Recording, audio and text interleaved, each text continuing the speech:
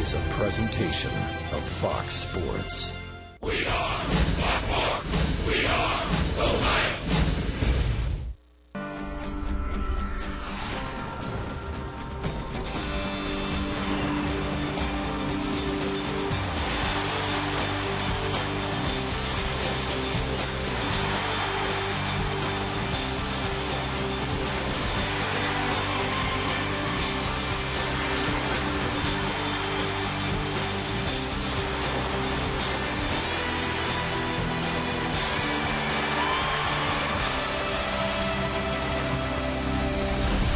Well, it is an absolutely picture-perfect weather night in downtown Cincinnati. And we welcome you to Great American Ballpark. Reds are finally back on the home front tonight. Washington Nationals kicking off a 3-game weekend series. And look who's back in town, our old buddy Johnny Gomes. Set to do battle tonight with Jay Bruce and the Reds. The Reds winners in each of their last 2 series. Hi again, everybody. Alongside Chris Welsh, I'm Tom Brenneman. Welcome, as always, to Reds baseball. And, Chris, I know after getting in very late the night before last after that doubleheader, you're glad to be home. Everybody's glad to be home. And a chance to start maybe now doing something Dusty Baker talked about. 1, getting back to 500. Number 2, catching the St. Louis Cardinals. Well, you know, this time of year, Tom, sometimes it's tough to get your team motivated. So Dusty Baker's throwing those 2 things out there to try to get those guys to get out there, play hard, play every game for a win. And that's something that obviously so far has eluded Dontrell Willis. But we'll see the upcoming schedule on this homestand. You got Washington for 3, and then Philadelphia. If they can get out of Philadelphia on Sunday night after that hurricane goes through that East Coast, they'll be here for 4. So we're looking forward to that. Good crowd on hand here tonight. Dontrell Willis, as Chris just mentioned, trying to get that ever so elusive first Reds win. He's pitched well enough to get it. Will tonight be the night for the D-Train?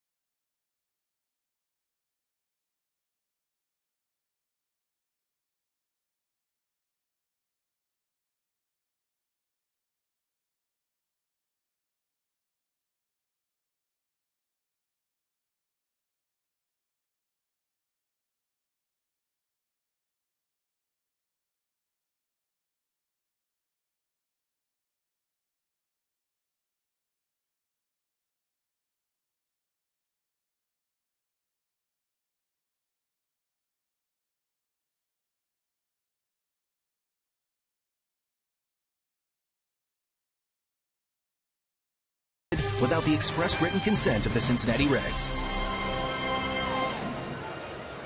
Well, a beautiful night for baseball there at Great American Ballpark in downtown Cincinnati. What about the rest of tonight? Let's check in with Michelle Boudelet.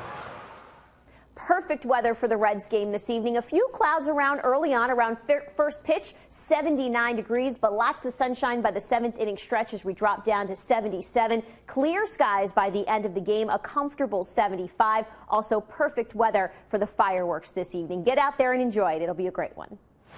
Hi, Michelle, thank you very, very much. How about Dontrell Willis, Chris? Well, he's pitched awfully well, Dontrell has. You see what he's done against left-handers. A .189 they're hitting against him. That's why Davey Johnson has no left-handed hitters in the lineup tonight for the Washington Nationals. He's got that slider working. So if he throws that same slider to right-handers, be aware at third base. You're going to see a lot of ground balls down there. Those are the only left-handed batters the Nationals have on their roster. And as Chris mentioned, not Ankiel, not Cora, not Lance Nix, a former Red, in the lineup against Dontrell. So, home sweet home. The first of 7.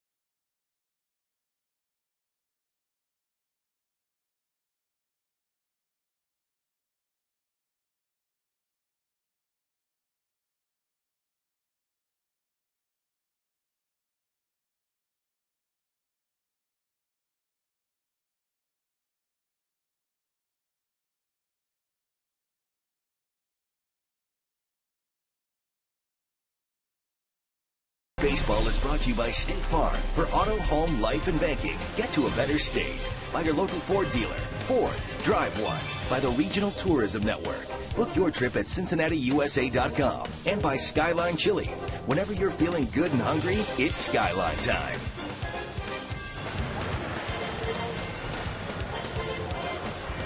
Well, look who's down on the field. Former Cincinnati Red, now local radio talk show host over at WLW, Tracy Jones. A lot of people forget, Chris, that guy could hit. He could hit. He could hit a fastball. I'll tell you what. He'd have played a lot longer if he was able to hit a breaking ball, but boy, he could turn on a heater.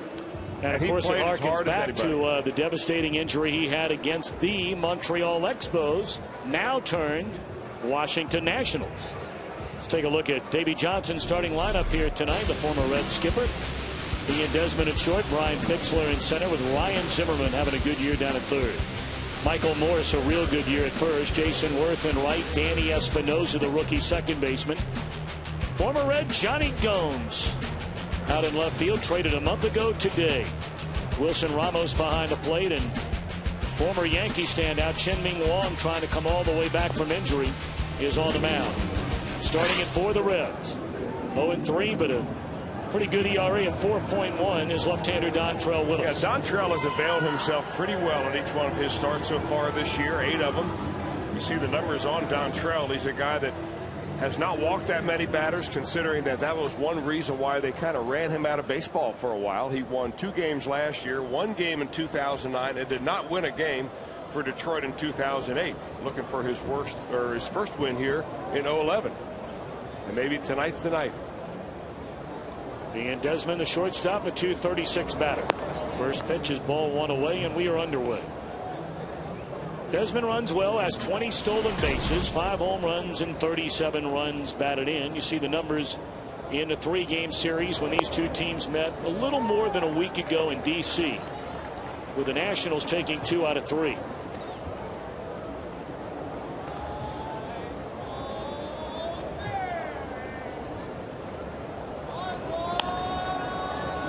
Fouled out of play off to the first base side, and it's 1 ball and 2 strikes. Davey Johnson took over, of course, for Jim Riggleman. Back in baseball after so many years away from the game, or at least away from the game as far as a major league manager is concerned. A one-time coach of Team USA baseball. On the appeal to first to Joe West, he didn't go around. 2-2 on Ian Desmond.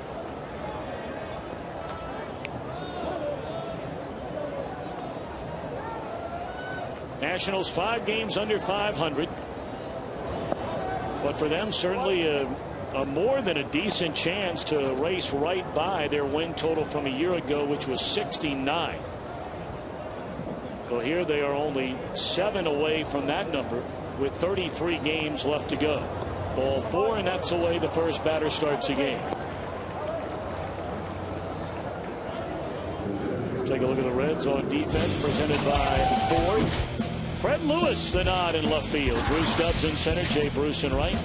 Frazier and Votto on the corners. Giannis and Phillips up the middle. Dontrell and Ramon Hernandez, the batter.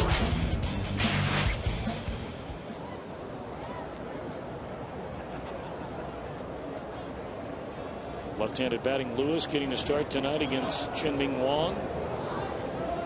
Told you about Desmond. 20 steals. He's been thrown out 9 times. And here's Brian Bixler. Only a .209 batter with 2 runs batted in since being brought up from the minor leagues.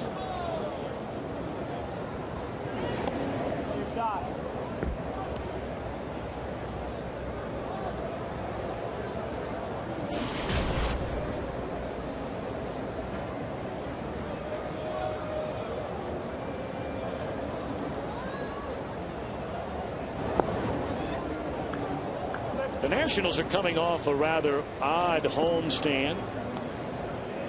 They left D.C. with a sour taste in their mouths after dropping the final 3 games of the just completed 10-game homestand. That was against Arizona. They beat the Reds 2 out of 3. They beat Philadelphia 2 out of 3.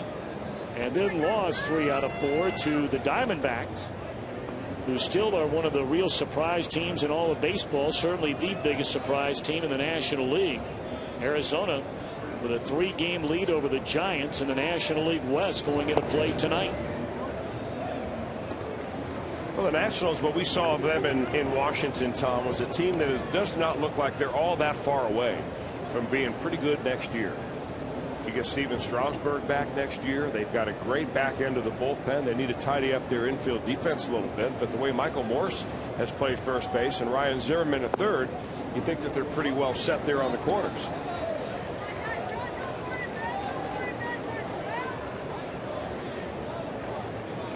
Meanwhile, Dontrell Willis is having a hard time finding the strike zone. He walked the first batter and has fallen behind Bixler at 3-0.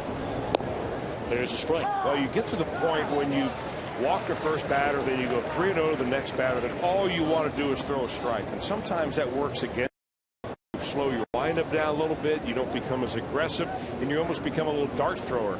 And that is a pretty good hitting spot for the guy who's at the plate. Ball 4. Consecutive walks to start the Nationals' first inning. Well, certainly 2 guys you don't want to miss. You want to walk in Ian Desmond and Brian Bixler, not to take anything away from them, but now you got the horses coming up, and Ryan Zimmerman and Michael Morse, guys that we've talked about before, guys that are having great years, and it can harm you with a pitch that you get up over in the strike zone. This guy is legit. See, only 71 games, 9 home runs, 34 runs batted in. 27 extra base hits in those 71 games for the outstanding Nationals third baseman Ryan Zimmerman. Strike one.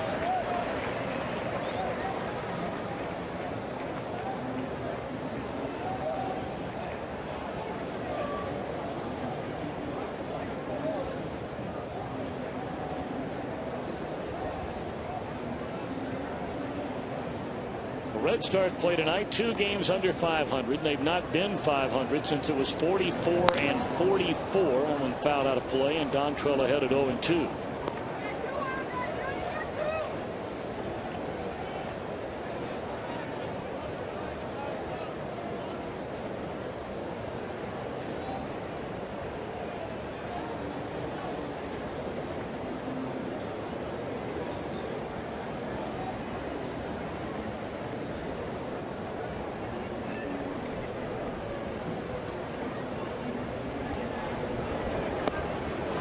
Struck him out on 3 straight pitches. You know, when we've seen Dontrell at his best, he's relied more on that fastball than he has the breaking ball. He's got a nice slider, but he just gets away with one right there. You saw where Ramon Hernandez was set up, which was down and in, and Willis just kind of flew open, let that ball go, and the ball kind of tailed away, and Zimmerman chased it. That's a big strikeout. Here's a guy that in Michael Morse that showed really 2 different sides, completely different sides in the series against the Reds. When Mike Leake pitched against him the first night, they pitched him away and he hit the ball all over the ballpark. From then on, they started crowding him inside with the fastball, and they had a hard time doing anything.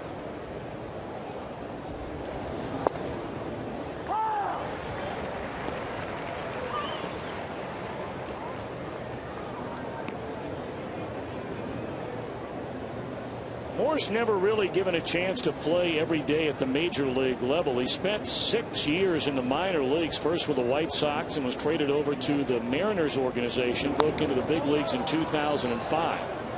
Was up and down each of the next 4 years before he was dealt to the Nationals in 2009. And then basically about halfway through last year, they decided he's going to play every day.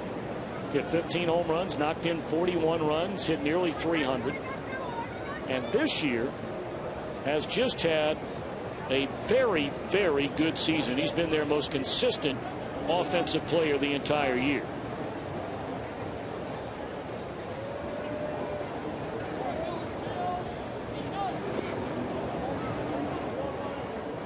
It's funny how guys finally get a chance, or maybe Chris a little bit later, they learn and learn and learn a few things that maybe they couldn't do when they were young players, and all of a sudden, you know, they come around about 30 years old, 31 years old, and they become a ball player. You never really know when that's going to happen, but in a case like Michael Morse, here's a guy who's a big guy, 6 feet 5 inches tall, and he was probably always exploited because he had a big swing.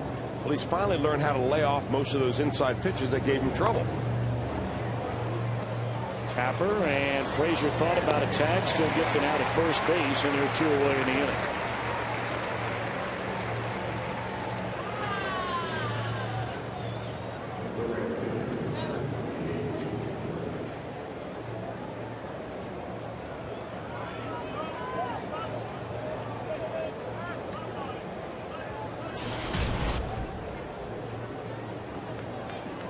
Here's another guy much like Michael Morse in Jason Worth, who originally came up as a catcher in the Baltimore organization, went to Toronto for all of 15 games.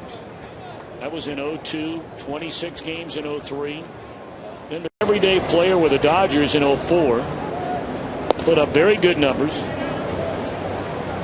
Was injured, missed an entire year, went to Philadelphia, and all of a sudden becomes a guy that is signed to a 7-year contract for a pile of money. And things have not gone well this year for Jason Worth. Look at those numbers against lefties. 179. Hard to figure. Well, some of the problem this year against the lefties is that he's facing Cole Hamels a lot, and he's facing Cliff Lee a lot, because they're in the same division. And sometimes you get exploited a little bit. You know, when you sign the kind of contract that Jason Worth signed, all of a sudden you become the man in the lineup. And when he was over in Philadelphia enjoying some pretty good years, last year for the Phillies, he had 296 and drove in 85. He was a kind of a complimentary player.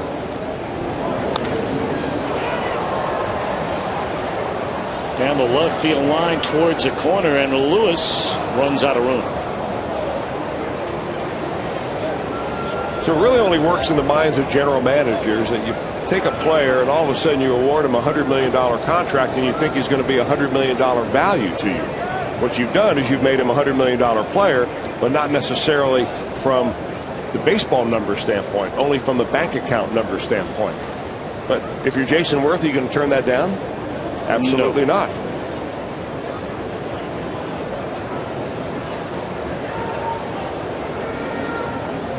Two and two to Worth. Runners at second and third. Two men are out. He got a good pitch to hit right there and fouled it straight back. Yeah, and it really wasn't a very good swing. Probably protecting the plate, trying to maybe be a little bit more defensive than aggressive right here. You know, it looks to me like he's a different player. Maybe pressing a little bit, realizing that 230 batting average, when you start figuring out per hit, per dollars, and so on, that it doesn't look very good. Sometimes big contracts can be an anchor.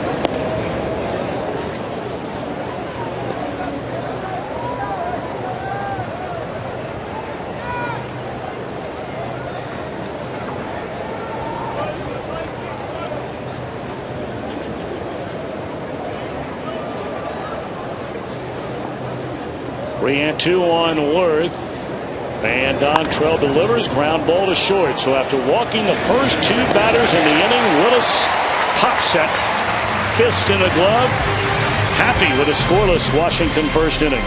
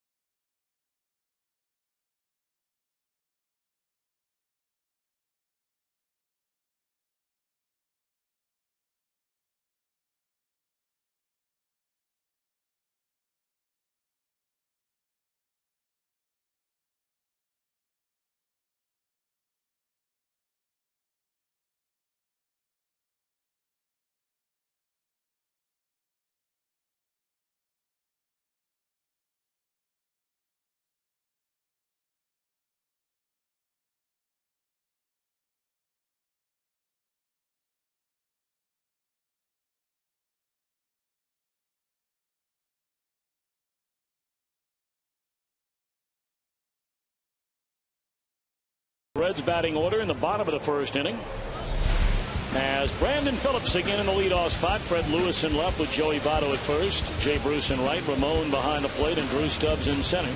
Todd Frazier at third. Paul Giannis at short. Dontrell Willis on the mound. And another guy much like Dontrell Willis trying to come back after so many outstanding years with the New York Yankees. Our Farmers Insurance report card on Chien-Min Wang. Well, he's had a real good run of it early in his career. 109 starts, a 57-28 record. Most of those years with the New York Yankees. Until this year, he was only a Yankee. He's had 2 arm surgeries, not one, both of them on his shoulder. And if you watch him very closely, you'll see that Chien-Min Wang still has a delivery that looks like he is coming back from shoulder surgery. But he loves that sinking fastball. He's got a nice slider, but he lives and dies by that hard sinking fastball.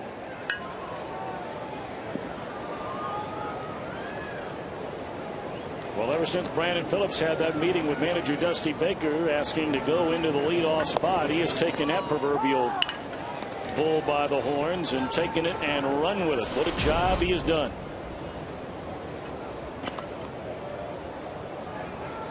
It's a 9th straight game he's hit leadoff. He has a hit in each of the first 8 games, 15 hits and 35 at bats. That ball hit hard into deep right field, but Worth of the track will haul it in.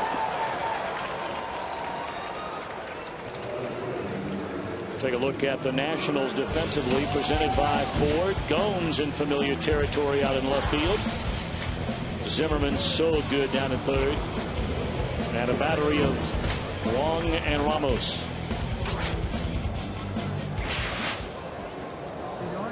Good to see Johnny back in town. It is. He's happy to be back. He's made a lot of friends here. A lot of fans. Well, my little boy was devastated when he heard that the Reds had traded Johnny. Remember when they gave those away earlier this year? Of course, they gave away that Johnny Gomes bobblehead. You know, most of the time they're standing there holding the bat. Johnny's had the hand on the helmet where he wiggles that thing up and down right before he's ready to hit in the batter's box. Last year they gave away the Garden Gnome. Right. That's right. I forgot about that.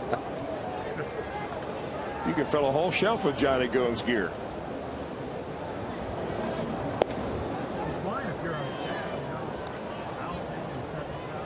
Two and 1 to Lewis, a .240 batter with 3 home runs and 18 runs batted in.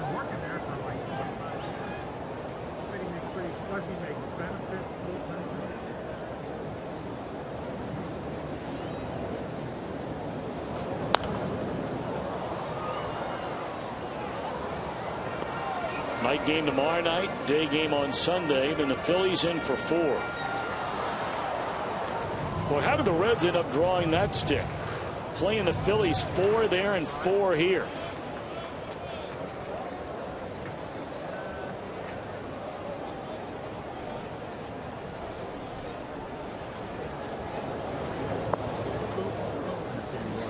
You know, Chien-Ming Wang gives you a little different look. Watch his motion. He has a couple of different times he hesitates, and this can really work to upset the hitter's timing. He hesitates right there, and you're waiting. All right, is he ever going to get to me? And then he kind of slows his leg lift down, too. But I mentioned at the very beginning about how he's had shoulder surgery. He's got a lot of hardware in his arm, let me tell you. Screws and plates and everything to keep that arm together.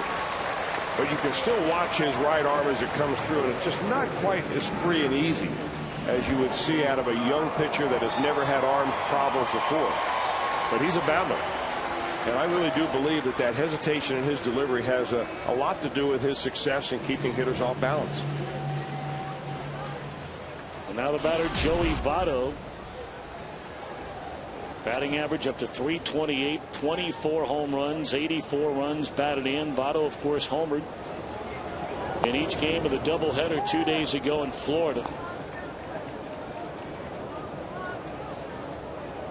This guy is absolutely locked in.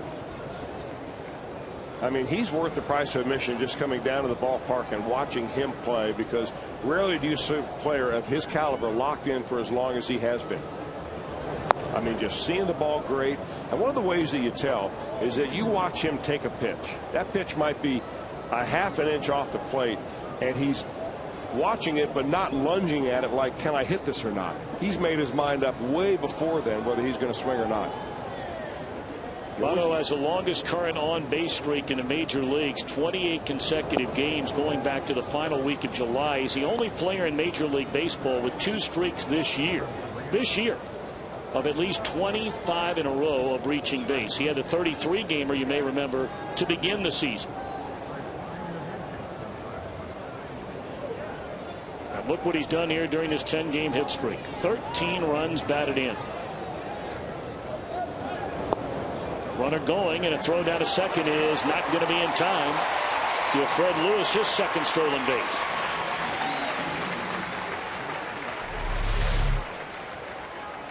Well, the 4th stolen base off of Wong this year. Fred Lewis has good wheels and had a decent jump that time. So now in scoring position, you got Joey Votto at the plate. Hitters count 3-1, and Fred Lewis at second. Now, if you're Wong, you're wondering, all right, do I really want to pitch to this guy right here or not?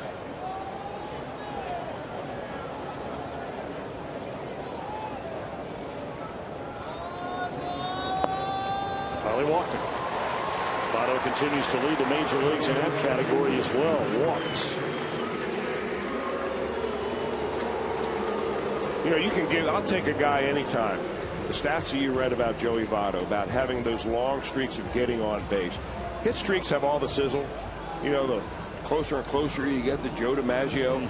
But give me a guy that gets on base, that continues to just present problems to the infield and to the pitcher time after time. That's the kind of guy that plays on a winning ball club. You know, when you think about it, he's played in 128 games this year. And in all but 9 of them, he has been on base at least one time. That's amazing. That is amazing. Well, Jay Bruce quickly down a strike. Team leader in home runs, 27. Tied with Votto for the team lead with 84 runs batted in.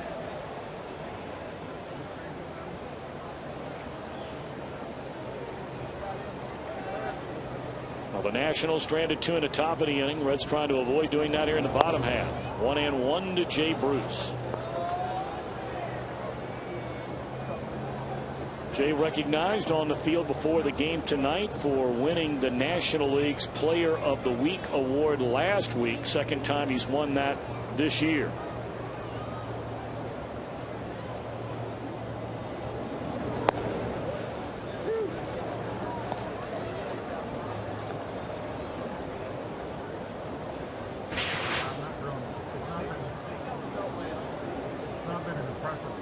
Well, they give you a watch for winning that. Walt Jocketty presenting that to Jay Bruce. What do they give you for winning the Player of the Month? Do you have any idea? I would not know that. I don't know either.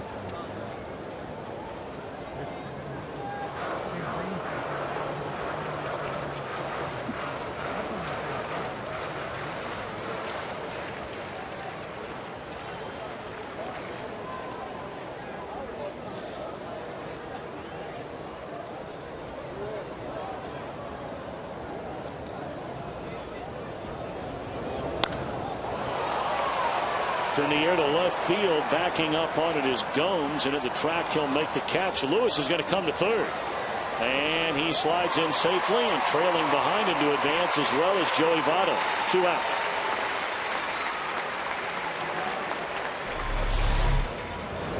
Good base running right there by Fred Lewis. He sees Johnny Gomes go back, and Gomes is going to be backpedaling at the time he catches this ball. So he really doesn't have his body in a position to make a strong throw to third. And when the throw goes to third, Joey Votto on the back end goes to second. So the Reds have moved up a couple of bases here, and a base hit by Ramon Hernandez can score him 2. I like that kind of offensive running. I mean, you got to continue to take it to the defense. Well, here is Ramon Hernandez. 288 the batting average with 11 home runs, 33 runs driven in.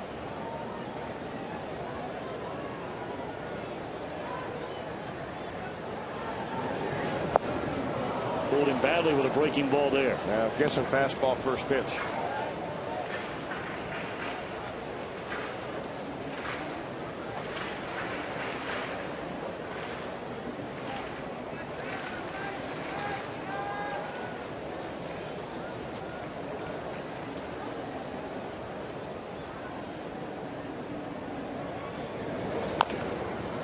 Slow roller down to Zimmerman, and like the Nationals, the Reds will leave runners at second and third in the first inning. So we move to the second in a scoreless game.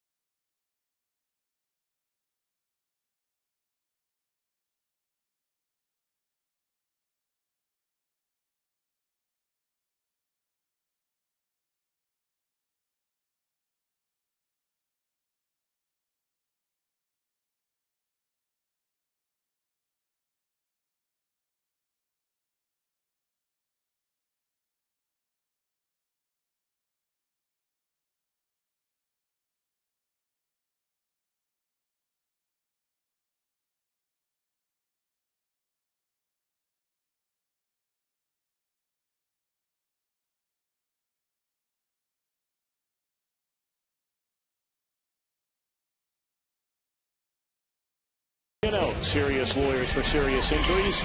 Call 1-800-ELK-OHIO. You were talking about Joey Votto, Chris. I mean, is he starting to at least be a part of the conversation for another MVP award? Well, I think if the Reds were a little better in the standings, he certainly would be one of those guys you would be talking about. But I think right now, because the Brewers are playing so well, Ryan Braun is having a great year for them, and I think that he's probably in the list. And Joey Votto may be one of those others that you congratulate by saying, great year, Joey, but your team didn't get you where they needed to be. And really, you go back to last year when it was really a three-horse race. Votto, Albert Pujols, and Carlos Gonzalez of the Colorado Rockies. Votto won the award, deservedly so, but really their numbers were almost identical in virtually every category there was, the caveat being last year. Votto's team was the only one among those three players representing three teams that went to the postseason. Colorado did not, nor did the Cardinals. Certainly Milwaukee on its way to the playoffs for the second time in the last 4 years. They have been virtually unbeatable for the better part of 2 months. Well, especially when they play at home, and they're home again tonight, this time against the Cubs. Danny Espinosa, the second baseman, starting things in a scoreless game in the second inning, and that one rolled over foul. 2 balls and 2 strikes. Interesting guy right here in Danny Espinosa. They have, you know, he's really a shortstop by trade, playing second base this year. Ian Desmond's a shortstop, but can't say that they're all that happy with the way that Ian Desmond has swung the bat now in his second full year as a major leaguer, 25. They like Espinosa, who got off to a very good start, but after the All-Star break has tailed off.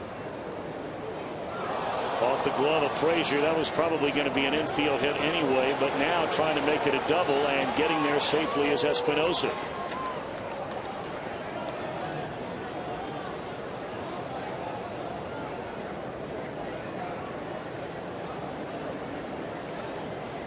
So let's listen to this round of applause for Johnny Gomes.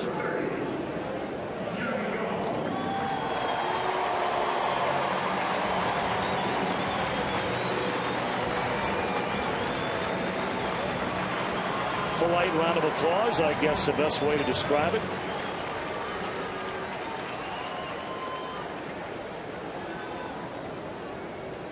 One of our favorite guys to be in a Reds uniform the last couple of years. No doubt about that.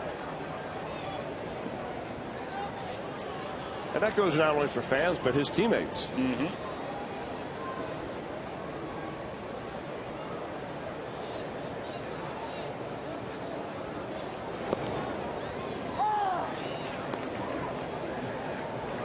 You know, one of the many things you certainly liked about Gomes. Clearly, when he was going great last year, and he was a huge reason why the Reds won the National League Central Division. He knocked in nearly 90 runs playing every day for this team last year, despite the fact that over the last 2 months of last season he struggled. And after a good first couple of weeks this year, things did clearly not go his way. But when he was going great, or when he was going terribly, he was always the same guy. Never in a bad mood. All of a sudden, when he was in a 2 for 25 stretch, he wouldn't walk right by you and not have anything to say. He always remained positive and upbeat. And we wish him well with the Nationals after he gets out of here this weekend. He's already done enough damage to the Reds in that series against the Reds out in D.C. Frazier will look to run her back and throw out Gomes, 1 out. Well, good job right there for Dontrell Willis, keeping Johnny Gomes from hitting the ball the other way, trying to advance the runner. Threw him fastball early and then breaking stuff later in the at bat, and that breaking stuff goes right into a right-hander. That's really tough stuff to try to hit the right field to get that runner to third.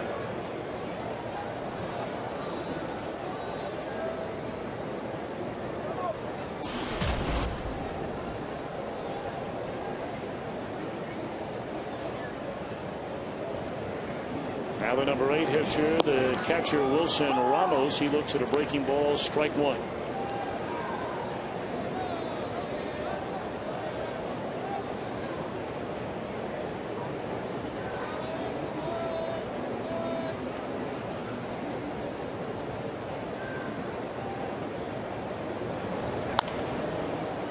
Phillips What a pickup. Now a chance to get him, and he does. Every night, seemingly every night, Brandon Phillips making that kind of play. He'll undoubtedly collect his 3rd Gold Glove at the end of this year. Well, look where he starts on that at bat. He's almost closed in towards second base. Phillips is. He's got to range a long way to cover that hole on the right side of the infield with a diving stop. He's got the opposing catcher running, so he's got a little bit of time. And night after night, you're right about that.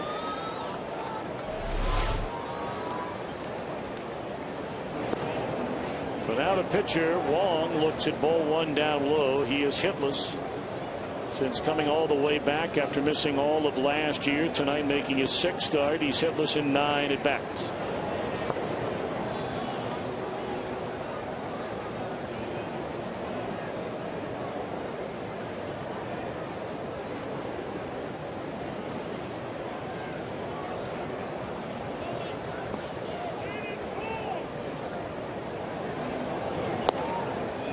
.3-0 on him.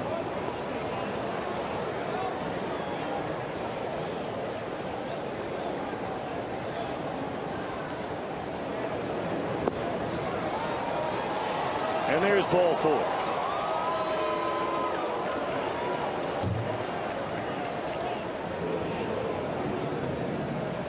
So a 4-pitch walk to the pitcher, Chen-Ming Wong. Nationals for the 2nd straight inning against Willis have 2 on with 2 men out, and this time it'll be Ian Desmond to bat.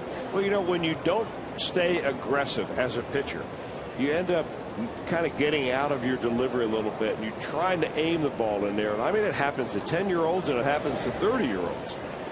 And we're looking at it right here with Dontrell Willis. In that at bat, all he really wanted to do against Wong was throw the ball over the plate. But you can't do that. You've got to pick out a spot on the catcher's mitt. Say, I'm going to hit that spot, and I'm going to be aggressive after that spot.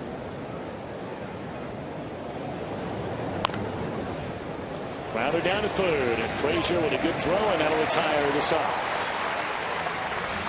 2 men left, 1 hit, still no score.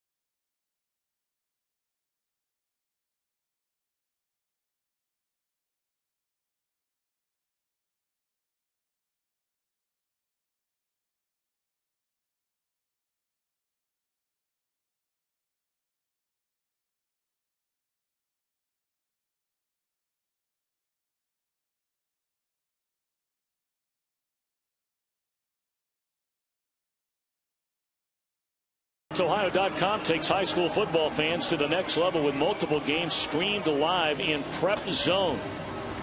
This weekend we're streaming 4 games, including your alma mater, Mr. Welsh, the St. X Bombers taking on Springfield tomorrow night at 7 o'clock. Nice. Fox Sports Ohio.com's Prep Zone, your high school football headquarters, of course, tonight officially kicking off. At least on the Ohio side, Kentucky, I believe, began last weekend. They did? At least some schools did. But tonight really in full force all over the region. A high school football Friday night. Man. Remember those days like it was yesterday. Weather cools down. Yeah. Stadiums fill up. I hear the band playing. My alma mater playing downtown tonight at Nippert to kick off that big crosstown shootout they have every year. Taking on the Princeton Vikings. Ooh. Big league game. The Anderson football Redskins, of course. One of the great powers in the city. There's a strike called on the outside corner. They're dropped down to Division II again this year, Anderson. Of course, the last time they were there was 2 years ago, and 2 years in a row they played in a state championship game. They won it one year and got beat the next year.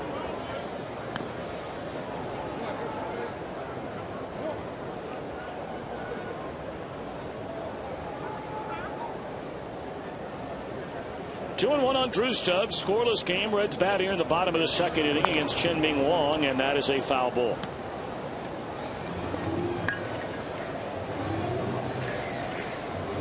Chris, how about what happened with the New York Yankees yesterday?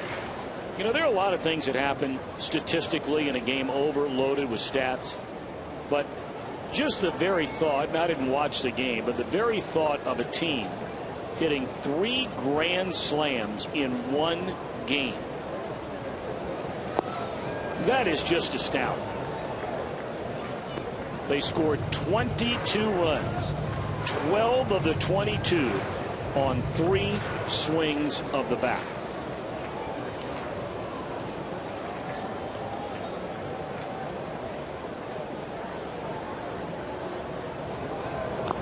We saw that team obviously up front in personal time, and they have offensive potential, no doubt. But when you start swinging the bat like that, it becomes contagious. Unbelievable. That's a good game if you're in the Oakland bullpen. You simply don't answer the phone when it rings. You claim technical difficulties. There's strike 3 on Stubbs. He does not agree with the home plate umpire tonight, Chad Fairchild, who said he went around.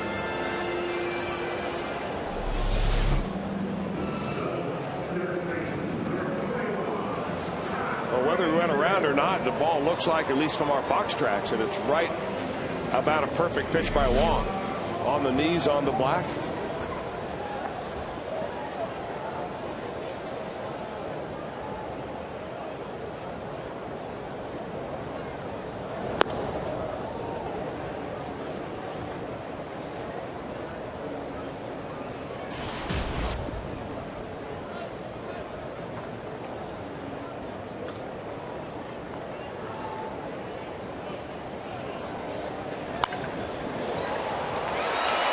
Ball that just eats up the shortstop, Ian Desmond.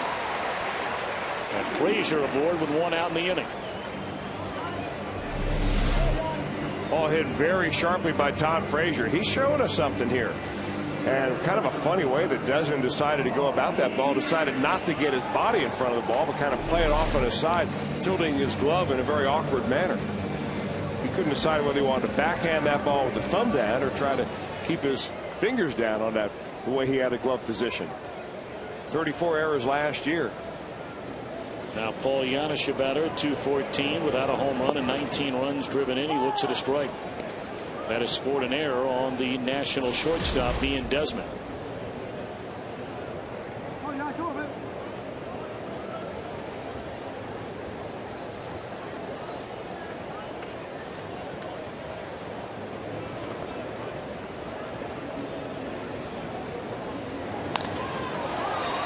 Jam shot, fly ball into short left field, and this will be out number 2. Well, we know Dontrell Willis is no easy out in that number 9 spot in the batting order. 6 hits in 17 at bats, including a home run, a double, a triple, and a couple of runs batted in.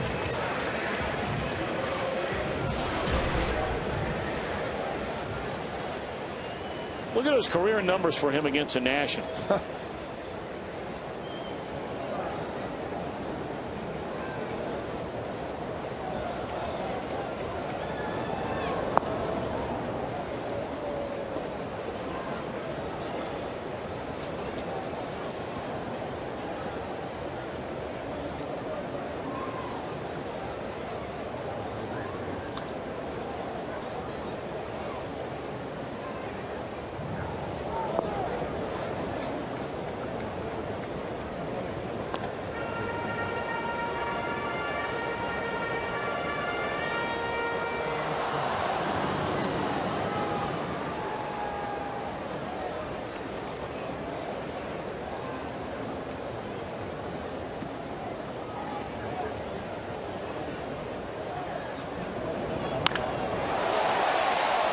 ball is smoked, just foul down the right field line. Boy, now that's taking a hack 2-0. Boy, you're not kidding about that. That's the way you want to see your middle of the lineup guys swing when they get ahead in the count.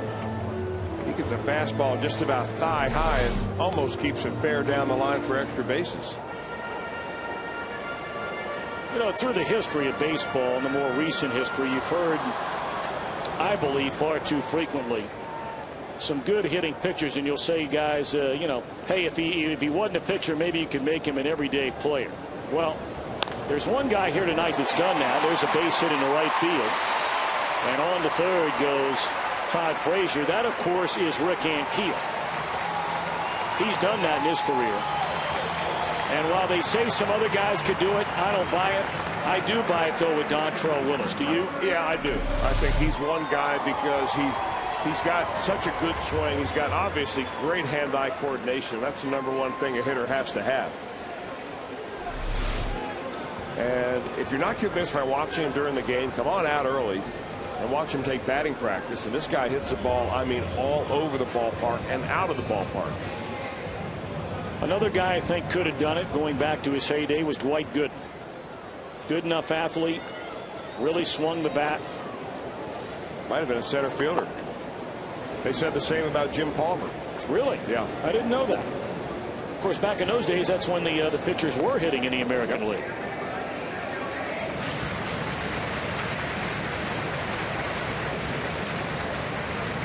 There's Ankiel, who came up, of course, an unbelievably talented pitcher in the St. Louis Cardinals organization. Then had that fateful postseason where he couldn't throw the ball over the plate. There's a base hit by Phillips. It'll give the Reds the first lead of the game. A 2-out single by Brandon Phillips plates Todd Frazier, and it's 1-0 Reds here in the second inning.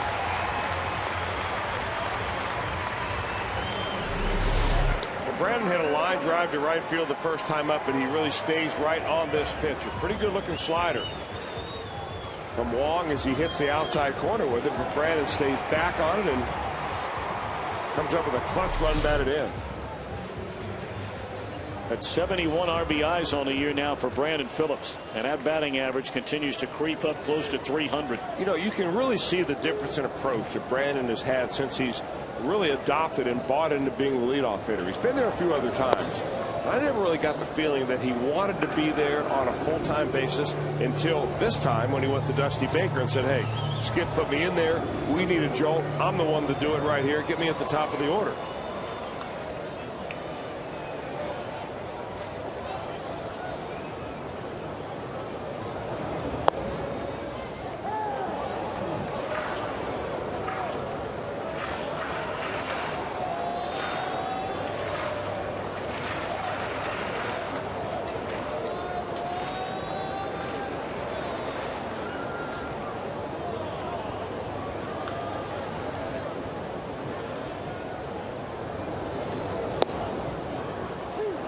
Which leads us right into our Geico Direct quote. I feel like I've been hitting the ball well all year long. In a leadoff spot, I can use all my tools. I feel more relaxed, more like myself, like I can play the game and do the things I want to do instead of worrying about driving in runs. That from Brandon Phillips.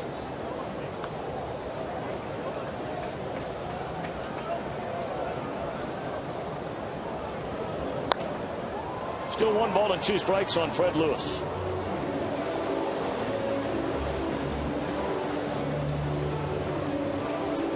Chris, I know you guys had a very tough weather road trip. Got rain in D.C., got rain in Pittsburgh. The threat, of course, of the hurricane coming into Florida, and you get back to the home front, and it's absolutely perfect for you. It absolutely is, Tom. I want to thank you for arranging the weather so nice for us. Oh, yeah. To Anna Lewis. Great to be back with you. Good to see you. Yeah, good to see you. You look a little beat up, but I'm glad to see you. You caught up on some rest. I wondered if that picture of Sasquatch on our TV booth door that had a note underneath that said Tom Brenneman sighting at Great American Ballpark had anything to do with the guys in our truck welcoming you back. I think it was Jamie Ramsey from the Reds PR department. I like it. The Lord knows he has nothing better to do. Well, good to have you back. Good to be back. Reds coming off a couple of nice series. That last road trip did not start well, losing 2 out of 3 against these Nationals, but they rallied for 3 of their wins, winning 4 times in the last 6 games through Pittsburgh and Florida, beating the opposing closer 3 times to finish that trip in very strong fashion, and now a 1-0 lead in the 2nd inning here tonight. Still 2-2 on Lewis. Well, they're an exciting team to watch. I mean, whether you're disappointed with the record this year or not, they play a lot of one-run ball games. They're very tight. It seems like every night it goes right down to the wire.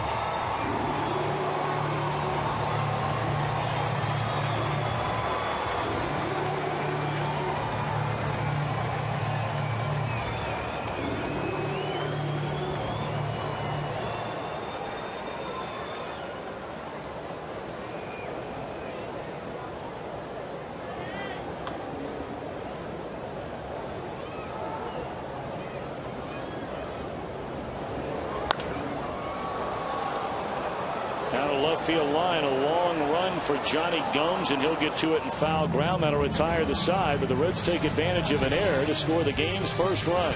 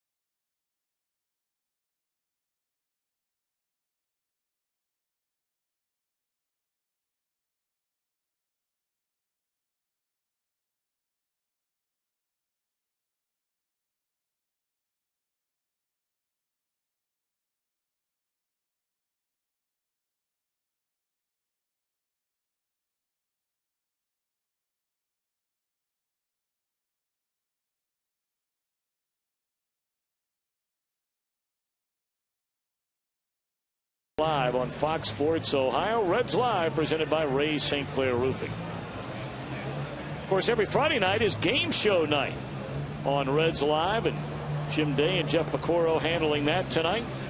It's great stuff. Very, very popular Friday nights. The only downer about game show night on Friday nights is we don't have Chris's checklist.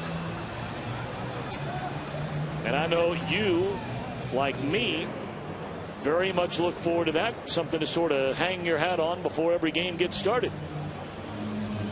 How about it tomorrow night? I was ready tonight. I know you were. On the way to the ballpark, formulating some ideas, only to come to the realization that maybe you and I have the same time. Checklist Friday, or it was game show Friday. Yeah. But you'll be back in full force tomorrow night. And again on Sunday. I'd like to get a couple of those Fox Sports magnets, though. What magnetic keychains. The magnetic keychains, those are. I'd like to get in that game, see if I could win one of those. Well, I mean, all you have to do is say the word, and I'm sure they would love to have you come down there and be a contestant before one Friday night.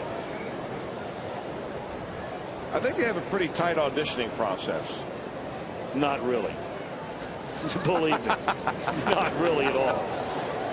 There's a foul ball back out of play just underneath our boot. 1-2 on Brian Bixler. Reds leading 1-0. We're in the top of the 3rd inning. No, it's always a lot of fun to see fans before the game. You know, a lot of fans, they wait for players to come through in their automobiles to sign autographs. That one bobbled by Phillips and not going to get Bixler at first base. That'll be an error on Brandon, a rare one at that.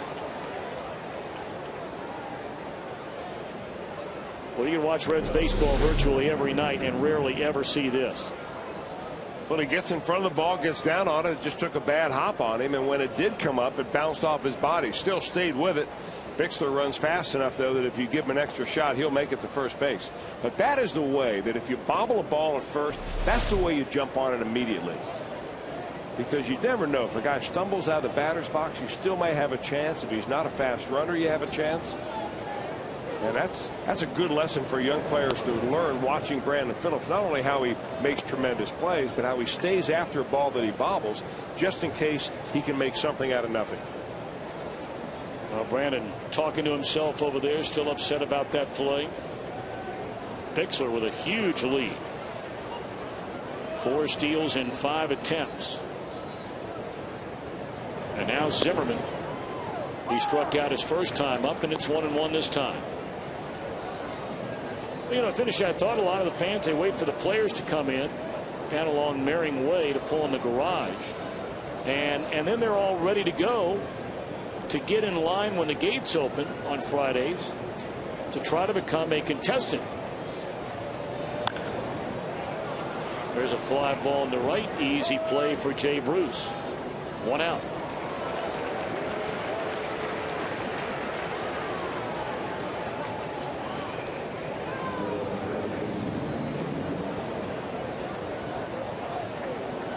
I did like one of the questions that was on the game show tonight that you brought up that we both kind of chuckled over. Who is the current Reds pitching coach? Yes. Among the choices were Matt Sigafus, who happens to be our tape guy down in the truck, and a good one at that. Of course, Brian Price was on the list, but Eddie Vetters. Eddie Vetters, that's right. I thought that was pretty clever. Right. I'm trying to remember who the 4th choice was. Jim Day, can you help me with that one? That was pretty clever. Who the other choice was? Prince. No. Prince was the question about the former Beatle. Oh, yeah, former Beatle. Great American Billy Idol. Al Bundy. Al Bundy, that was it. That's right. And Chris Welsh, I'd like to publicly invite you to be a contestant on So You Think You're a Reds Fan. Well, you know, let's take a look at the schedule since the invitation has been extended. We only have one more Friday night home game this year. That means that both of you should come on. Well, I will not be around, but on September the 16th, that is with the Milwaukee Brewers in town. That'll be a Friday night. And Chris, it's your only chance. We'll make it an all 80s affair. Only questions from the 80s. Well, see, there's a problem in and of itself because Chris can't remember a lot from the 80s. You're right. I was told I had a good time. Just kidding. I will accept that. You know, if I'm invited down there, absolutely, I'll come down there and be a contestant. Very nice. I have to dig out one of my old Ratty Reds T-shirts, so I, you know, look like a fan coming to the ballpark and having a good time. Well, let me ask you this: do you have, and I'm not being facetious when I ask you this question because I've often wondered this about a lot of players. Do you still have your old Reds jersey when you pitched here? I think so, yeah. Well, why don't you wear that down here? That's a good idea. But I have to grow your goatee back. Well, back when I pitched for the Reds, we were not allowed to have facial hair. Oh, that's right. That's right. Can't do that.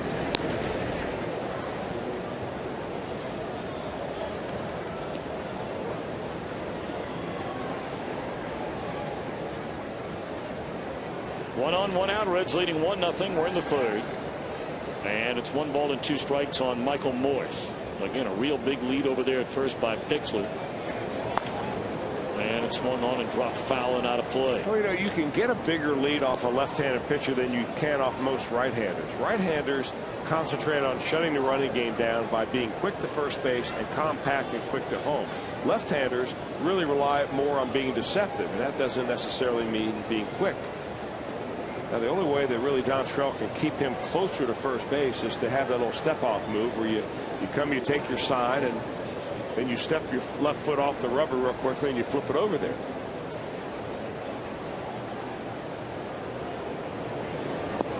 But despite the fact that Bixler's got a big lead, he really has shown no inclination to want to steal a base.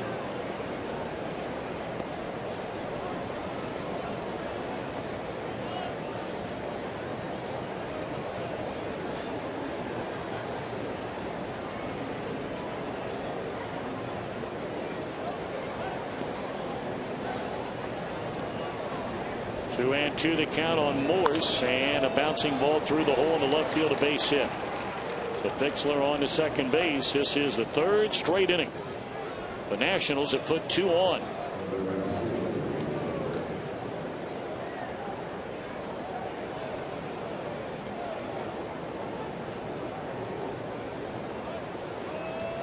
Jason Worth ended the first inning stranding 2 by grounding out to Paul Janisch.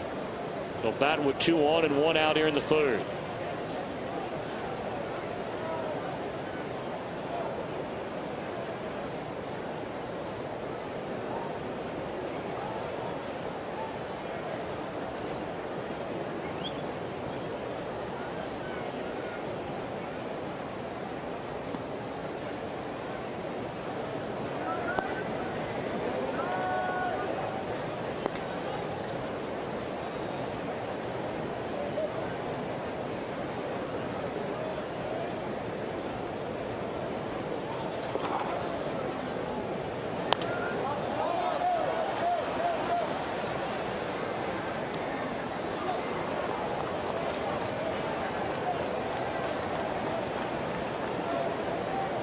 Pitches really piling up, as you would expect, when the Nationals have put 6 runners on through the first 2 and a third inning against Dontrell Willis tonight. He's knocking on the door of 60 pitches already in the game.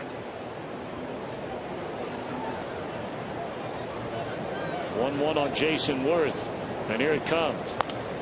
Found out to play again to the off-field side.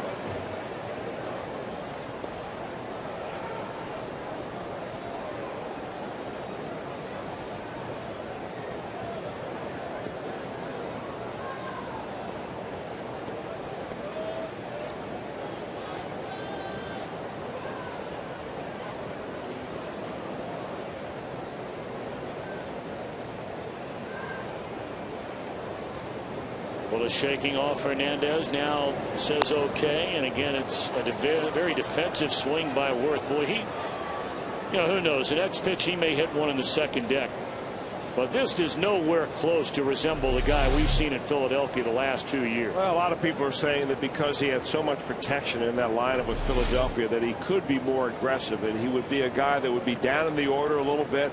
Pitchers would not pitch him quite as tough as you would, Howard or Utley or the guys in the middle of the order. And all of a sudden you relax a little bit, number 6 guy, and he's hitting one in the second deck. But you're right, it's been very defensive in this at bat. What a play by Hernandez. He fielded that pitch in the dirt like a shortstop, and that's with a catcher's mitt. Picked it cleanly. The runner was caught in no man's land, and that's a big out. Well, this had wild pitch all over it. I think even he was a little surprised that he was able to come up with that ball clean. Let's watch him from behind center field. I mean, all of a sudden it kind of found his glove, and he looks up, and there's Bixler going to third base. And all it takes is a decent throw, and you've got him by 3 steps.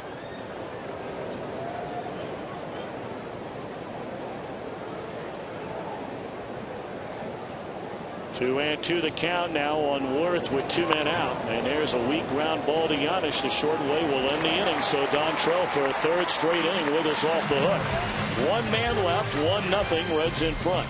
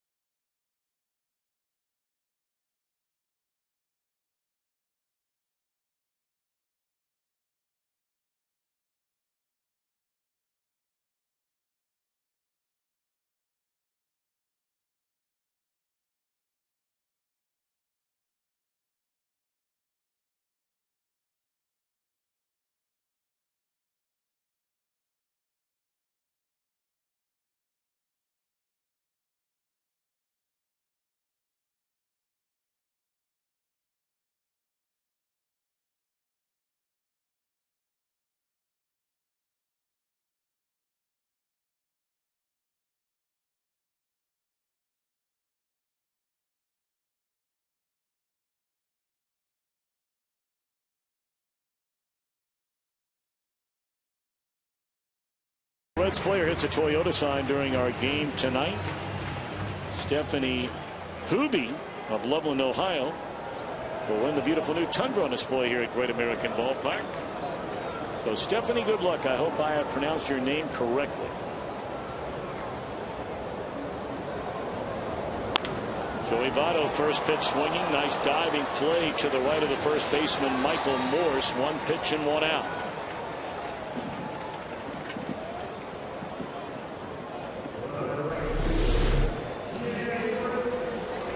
Well, you better be ready when you're a first baseman and Joey Votto's up at the plate, because you never know how hard that ball is going to be hit. But if you get a breaking ball or something coming into him on the inner part of the plate, you know it's coming down to you pretty quickly.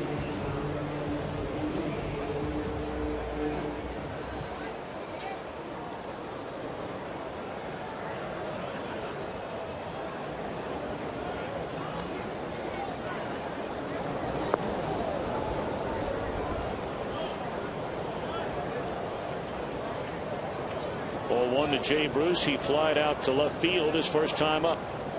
1 run, 2 hits for the Reds, 1 error. No runs, 2 hits, and a costly error so far for the Nationals. Told you Jay Bruce before the game, recognized on the field by receiving a watch for the second time this year, which is what they give you when you win the National League's Player of the Week award. I would imagine it is a very, very nice watch. So this was today, given to him, of course, by Walt Jocketty. And the Player of the Month award is the plaque. Very, very nice. He won that back in the month of May.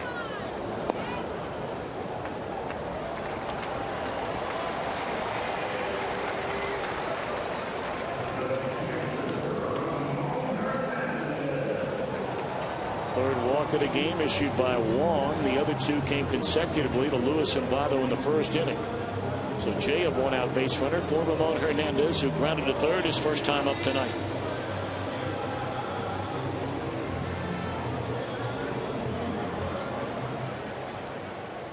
Reds only have 1 more homestand after this 7-gamer against the Nationals for 3 and then Philadelphia for 4. It'll be a 10-game homestand. A National League Central Division 10-game homestand in the middle of September that'll begin on the 12th and run all the way through the 21st, with the Cubs in for 4, Milwaukee in for 3, Houston in for 3. So if you want to catch your Red legs before this season is over, you better get on it right quick. Well, you can't beat coming down to the ballpark with your family, or you're bringing a date, bringing mom, bringing dad, whatever the case may be. There's a sinking liner caught by Worth. A good throw will be a double play. And I don't think they got him, no. And Worth is hurt out in right field. It almost makes you wonder if he rolled over on that left wrist. Oftentimes when a player makes a diving catch, that is the injury that occurs more than any other. The roll over top of the wrist where the glove is. And that's what he appears to be flexing right now. He does, Tom. He comes in on this ball, but he doesn't seem to roll over on it too bad. I think he's more upset the fact that he didn't throw a better throw to first base than Morse down there. Morse actually had a chance to come off the bag, field the ball, and come back and touch the bag.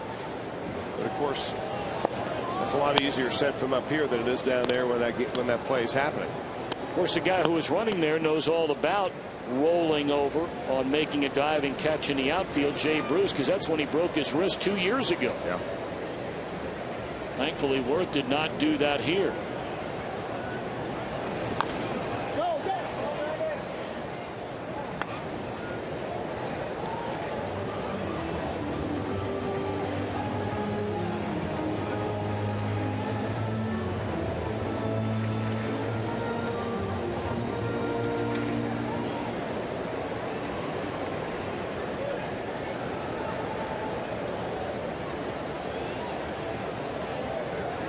Stubbs took strike 3 his first time up. The Reds batting here in the bottom of the 3rd inning with a 1-0 lead. A 2-out run scoring single in the second by Brandon Phillips. And there is a swing and a miss, 1-2 on Stubbs. And we mentioned that inning got started on a 1-out error. Hard hit ball by Todd Frazier, but booted by Ian Desmond.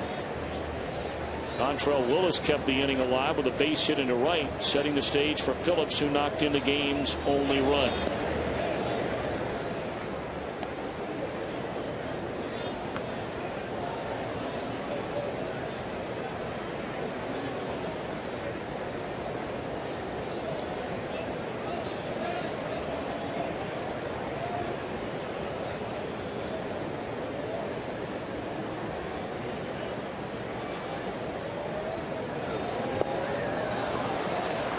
Stubbs gone swinging, and that'll retire the side. The Reds lead Bruce at first, and at the end of 3 have a 1-0 lead.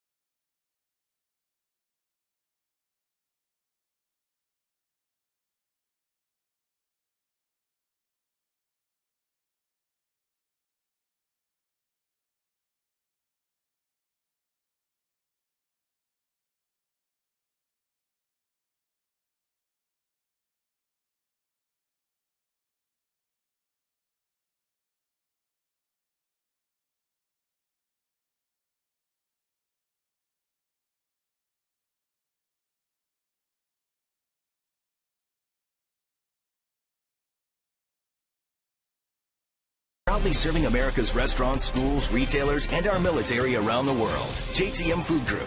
By your Cincinnati and Northern Kentucky Toyota dealers. For a dealer near you, visit buyatoyota.com. By Geico. 15 minutes could save you 15% or more on car insurance. Visit us at geico.com or call 1-800-947-AUTO. And by Powerade Ion 4. Focus, hustle, hydrate, believe. Top of the 4th inning. Alongside Chris Welsh, Jim Day, Jeff Pecoro, our producer Christian Roberts, our director Roy Alfers, and our entire crew. Tom Brenneman back at Great American Ballpark. Reds lead 1-0 as Washington bats in the 4th inning. Espinosa to lead things off. Ball 1 from Dontrell Willis, and it's ball 2.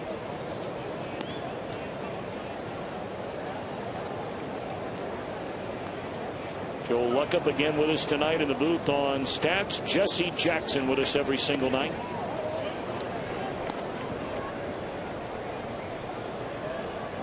Warren White traveling with us all year long down in graphics. Matt Sigafus. Kevin Pennewood with us tonight. And a cast of hundreds. And there's a 4-pitch walk by Willis to start things here in the 4th inning. Well, right now on FoxSportsOhio.com, you can chat with our resident Hall of Famer Hal McCoy, and also get connected with Fox Sports Ohio Game Connect, the ultimate second screen experience. It's only on FoxSportsOhio.com, presented by 1-800-SAFE-AUTO and SafeAuto.com. 4th walk of the game given up by Dontrell Willis. Here's Johnny Gomes. These two pitchers have combined to walk 7 batters so far.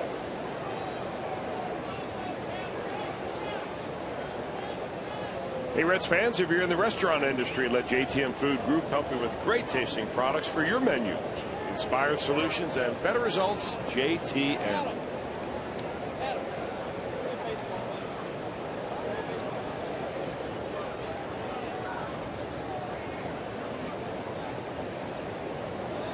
Plate umpire walking over to the ball boy to get his extra supply of baseballs, giving Ramon Hernandez a little time to gather himself after taking that foul ball.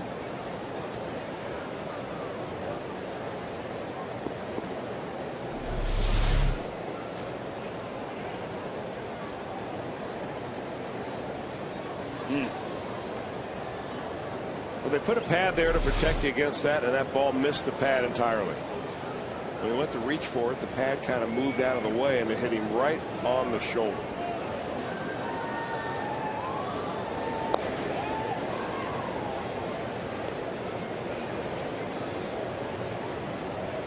Golly day, that's got to hurt. I mean, you never get hit with a pitch there.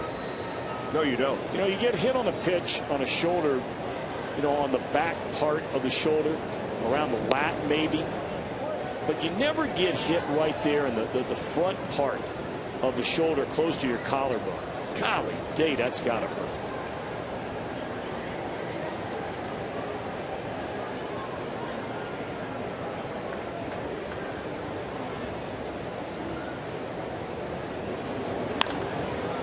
Base hit into left field by Johnny, and now the Nationals have made it 4 consecutive innings where they put 2 runners on base. Now you just wonder as a pitcher how long you can kind of tread on thin ice before something explodes on you. Take a look at the Expo shot of Ramon Hernandez, or that particular line drive base hit. Johnny Gomes puts a level swing on a ball that he gets up in the zone.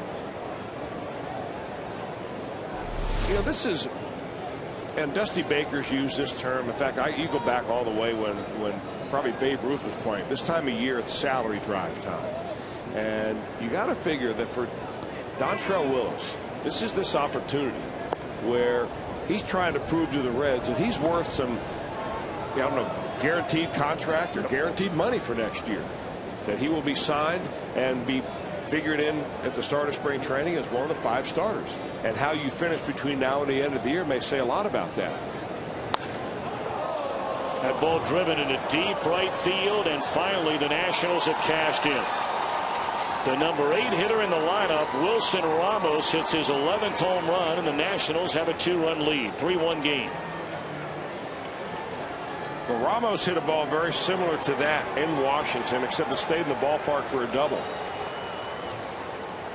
Nice looking young catcher that they picked up really for next to nothing. They like him very much. And he misses his spot big time. You saw where Hernandez is moving inside. That ball kind of tailing away outside. Ramos goes with it.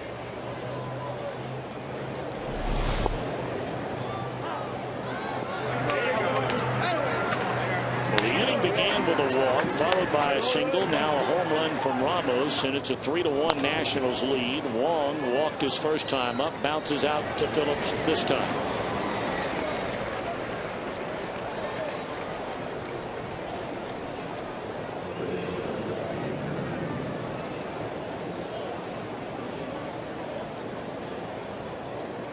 You know, Chris, you bring up a great point about Willis, and that, of course, is coming at it from his perspective.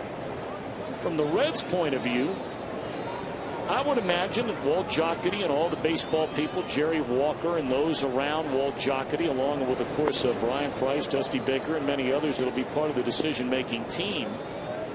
You know, you say to yourself, if Willis is indeed that guy that is worthy of being counted upon to be a part of your starting rotation next year, you know about all the young pitchers the Reds have in their organization, and there's just not enough room for everybody. Right. So, you know, they're trying to figure out first and foremost, okay, is Willis that guy that you alluded to a minute ago? And if he is, what does that mean in terms of trying to improve the ball club via the trade? And maybe a young pitcher that they may have to think about giving up to get something good in return.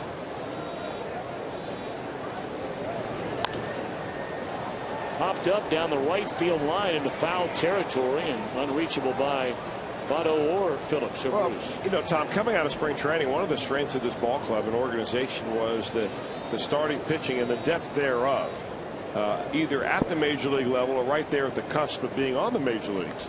And you know, that has even gotten stronger, you would think, with, you know, Dontrelle Willis now being in the mix. He nearly made the club out of spring training. That didn't happen when he got beat around the last couple of times. And here you're wondering now, you know, he got off to a very good start, but his last outing, he went 6 innings, gave up 8 hits and 3 walks, 3 runs, yes. Before that, 2 2/3 of 4-run baseball, but he gave up 6 hits in that ball game and walked a couple in just 2 innings. So despite how he's improved and has had quality start after start after start, it seems he still has been a guy that he hasn't exactly mowed down the opposition and given you an idea that his ceiling is so great. Let's stay with him until he gets his control down, because he brings his stuff out there every night. That's just not him anymore.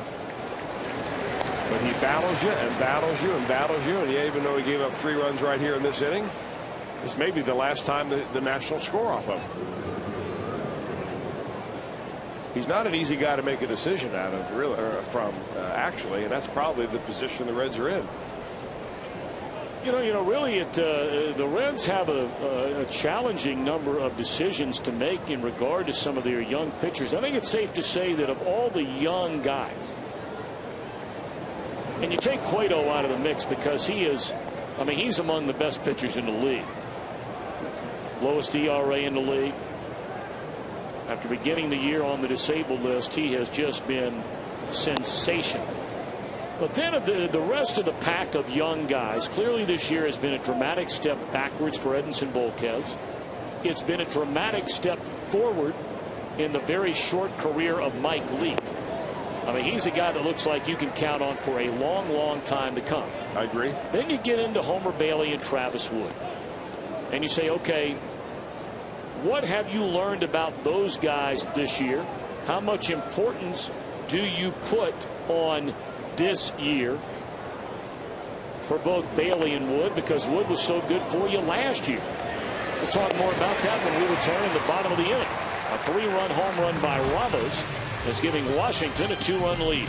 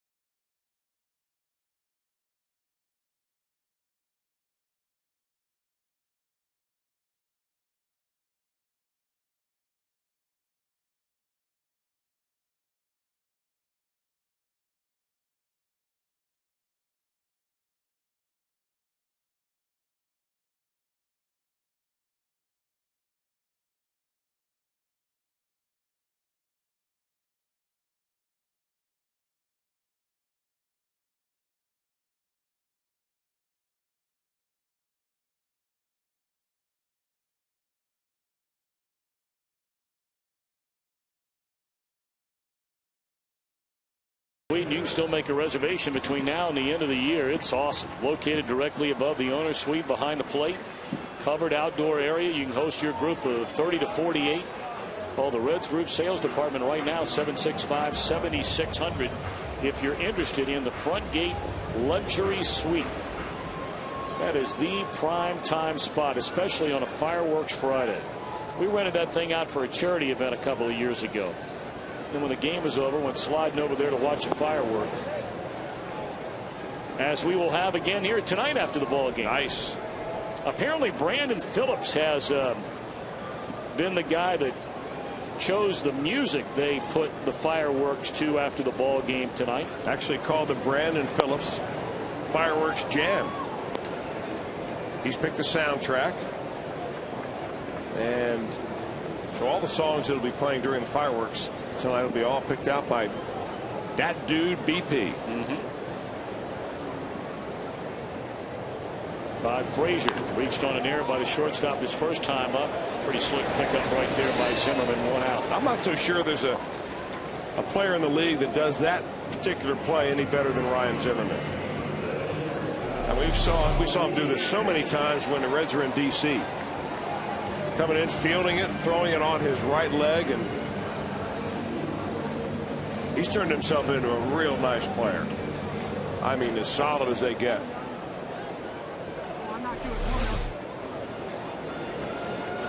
One away now for Paul Giannis. He flied out to Johnny Gomes, his only time up, and on the ground right at Zimmerman. Wrong guy to hit it to.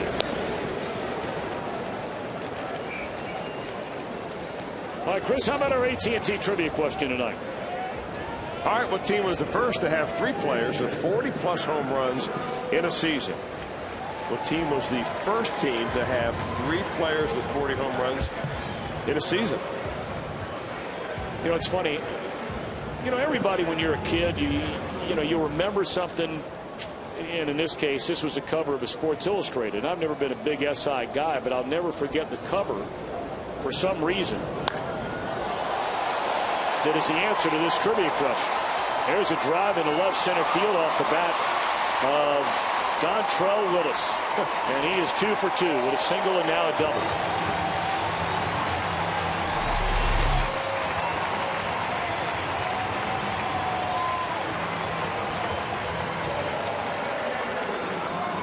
Man, that's a cut. No doubt.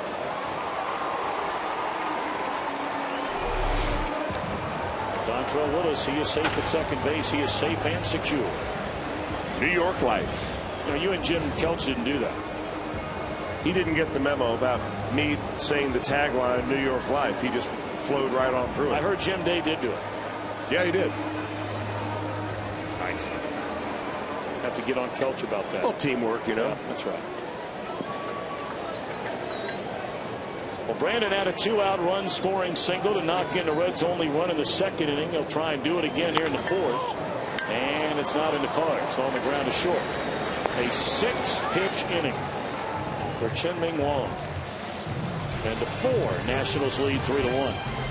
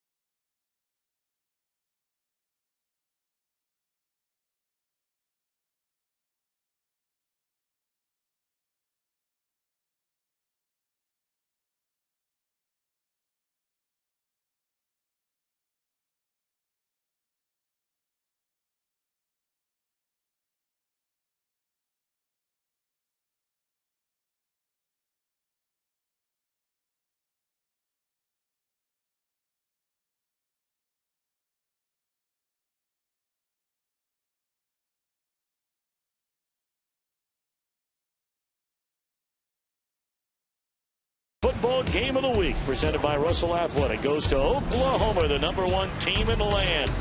The Sooners take on in-state rivals Tulsa. It begins Saturday, September the 3rd, 8 Eastern, 5 Pacific, and high def only on FX. And be sure to go to foxsports.com and check out our buddy Charles Davis and his preseason power rankings. He does have Oklahoma #1. Of course, we've had Charles Davis come up to the booth and see us the last couple of years. You will never meet a finer man in the world than Charles Davis. He'll be teamed up with Gus Johnson on that FX Saturday football game of the week. From football to baseball, our Honda National League Central Division standings. The Reds, as we mentioned earlier, 3.5 behind St. Louis for second in the National League Central Division. Cardinals taking on the Pirates tonight.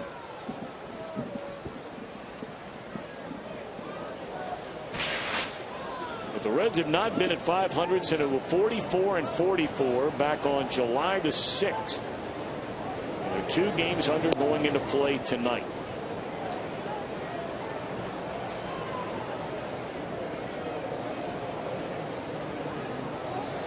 Zimmerman, Morse, and Worth. That trio's been quiet tonight. 3, 4, and 5. 1 hit in 6 combined at bats.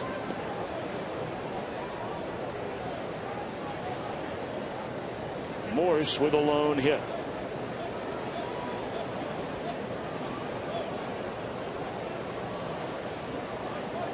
Talked about the Pirates and the Cardinals. The Pirates have scored 3 times in the first inning. And St. Louis coming to bat in the bottom of the first.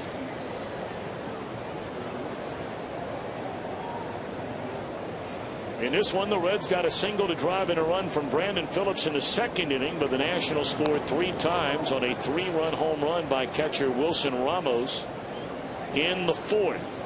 So a 3-1 game as we begin the top of the 5th inning.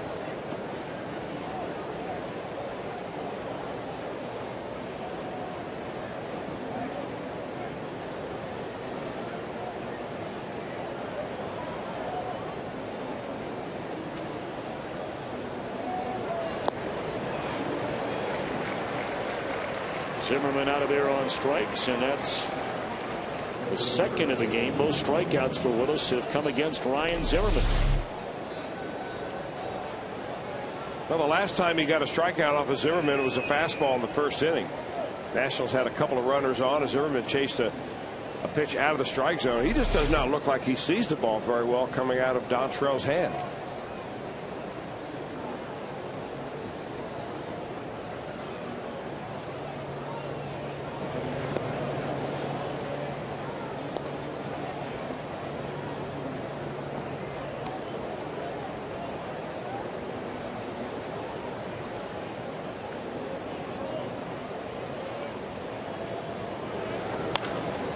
Straight up and playable. Right side of the infield for Brandon Phillips. 2 out. Papa John's, better ingredients, better pizza. Order online at papajohns.com today.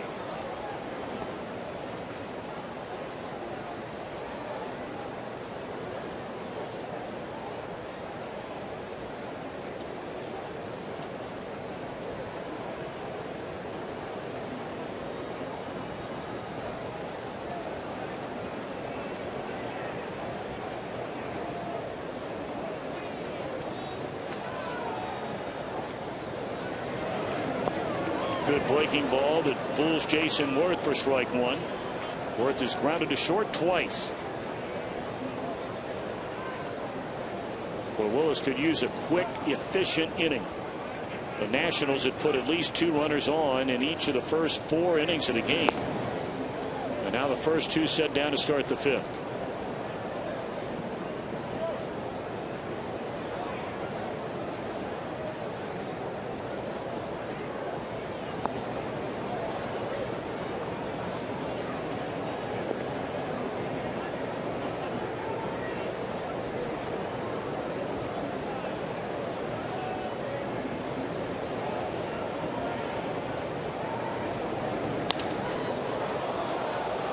Fly ball short left center, and Stubbs is there, and that's that. So it is a quick, efficient 5th for Dontrell Willis.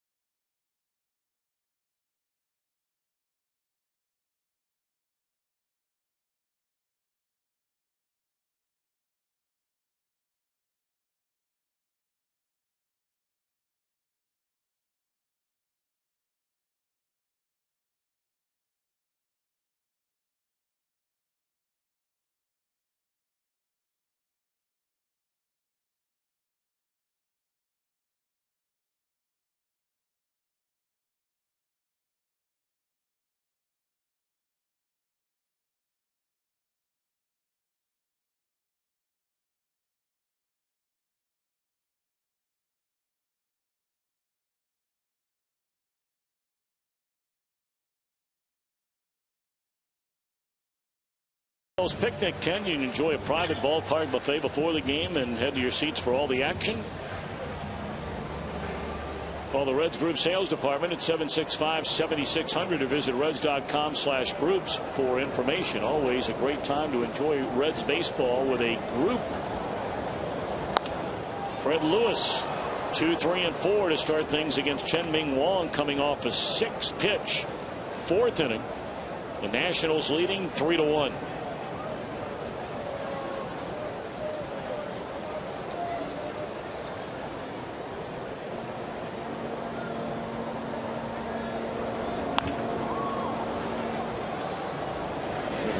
To the second baseman Espinosa, and that takes care of Lewis. When the Reds get it done with an RBI, that means another $25 from Shickley goes to the Reds Community Fund. Shickley gets done.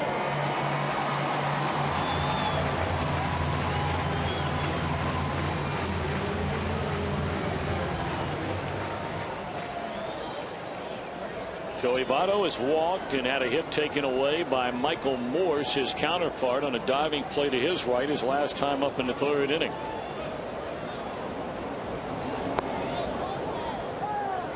You know, some of the folks who have seen the Nationals all year long and have seen the 5 starts that Wong has made since being brought back up from the minor leagues. We told you he missed all of last season due to an injury. And Chris brought up earlier that he has had not one but a pair of very serious surgeries on his pitching right arm. He signed with the Nationals as a free agent before last year. They knew he wouldn't pitch at all. Interesting the way they did it, though. They signed him last year. They paid him $2 million last year, rehabbed him from surgery, and then paid him $1 million this year, knowing that he would miss all of last year.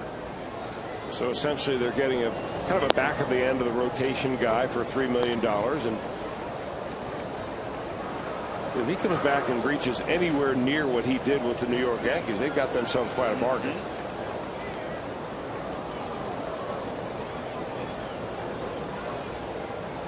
On 6 rehab starts at the top 4 levels of the Nationals chain, he's combined to go 2-1 with an ERA barely over 3. There's a base hit in the right. Boy, is he swinging the bat. You know, if you're a right-handed pitcher and you're facing Joey Votto with nobody on base, and all he does is hit a base hit to right field like that on a good-looking slider down and in, you almost feel like, whew, okay, I kept my walks down. He got on base, big deal, but at least I kept him in the ballpark. I mean, that's how locked in Joey Votto is right now. You used to watch him in batting practice. I mean, he doesn't miss a ball. It's unbelievable. And what's worse is that there are other guys that have to hit in the same group that he does in batting practice, and they look like a tryout camp compared to Votto.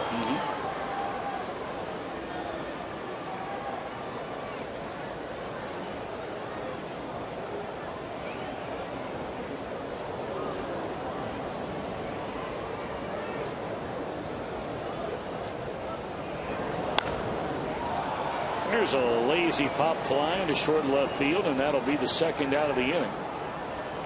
Jay Bruce 0 for 2 in the game has also drawn a walk.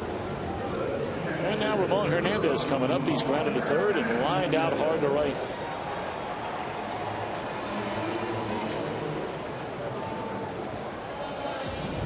Twelve of the 22 Reds at bats in this game have lasted 2 pitchers or fewer. Of course, they lead the planet, or at least the National League, let's put it that way, in swinging at the first pitch of an at-bat. Well, they do, and the number on that is 30% of the time. That does lead the National League. Now, the NL average is really not that much under that. It's at 27% of the time. So, you know, it's obvious that in baseball you're going to get a lot of first pitch strikes, a lot of first pitch fastballs, and you know, guys like to know what's coming, and your best bet on getting a fastball is the first pitch.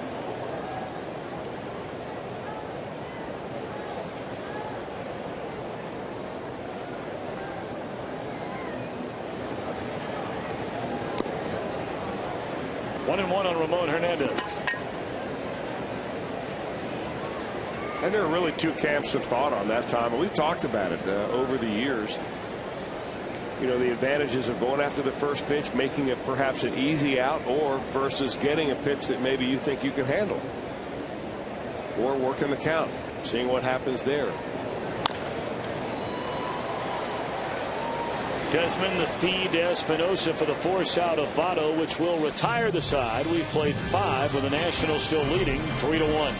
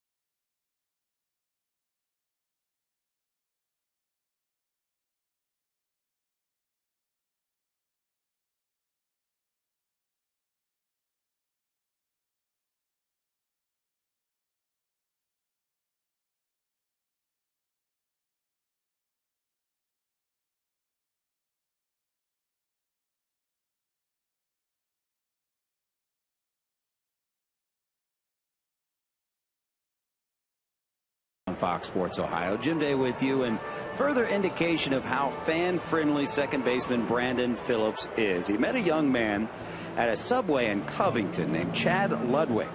Brandon found out that this guy was a first lieutenant in the U.S. Army, just back from Afghanistan. Well, they hit it off, became friends, and Brandon extended his hand and said, "How would you like to meet some Major League Baseball players and take a tour of the clubhouse?" That's exactly what he did today.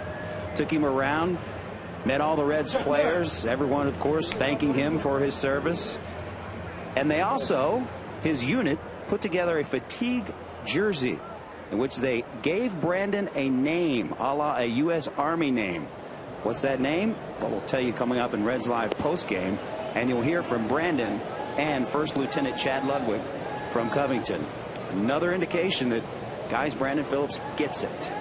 No doubt about that. I had the honor of meeting Chad Ludwig down in the Reds dugout before the game. He had spent the last year and a half in Afghanistan. Played baseball at Lloyd High School. His wife and his 3 children, very young children, all 3 under the age of 7. Talking about Chad Ludwig, and a very, very pleasant young man. It was a real honor to meet him before the game, and happy to have him back here safe and sound. And he had knee surgery.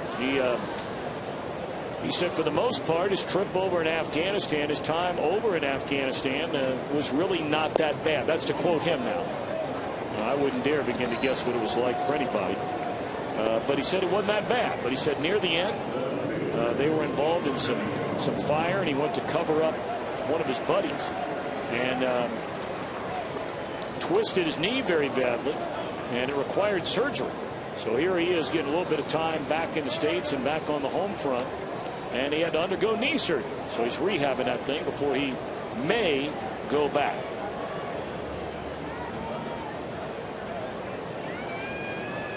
Well, we thank him for his service to this great country of ours, and for all those that have served, are serving, or will serve.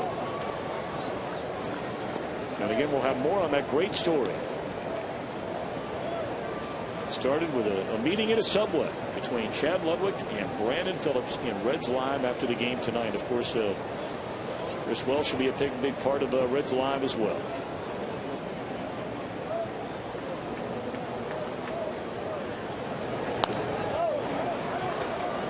Third time tonight that Danny Espinosa's been on base. He's doubled, walked twice. 5 walks in the game now for Dontrelle Willis.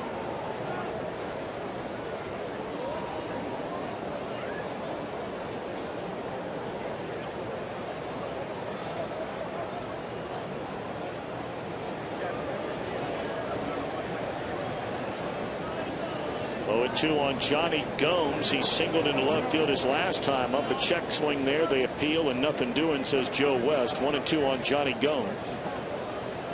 Well, of the 5 walks that Dontrelle has given up tonight, 3 of those walks have come to lead the inning off. Led the game off with 1, did that in the 4th, and then did it in this inning. And it seems like, Tom, and I don't, maybe this is just in this ball game, but his delivery is much more compact out of the stretch than it is out of the full windup. I'm just wondering if maybe he is a little better off from a control standpoint when he doesn't have such a big high leg lift. He doesn't arch his neck and put his head back like he used to when he was with the Marlins. And his delivery is much better now than it ever was. But I'm just wondering, just by looking at the numbers tonight, you're forced to throw strikes out of the stretch because you got runners on. And he's throwing more strikes out of the stretch than he is with nobody on.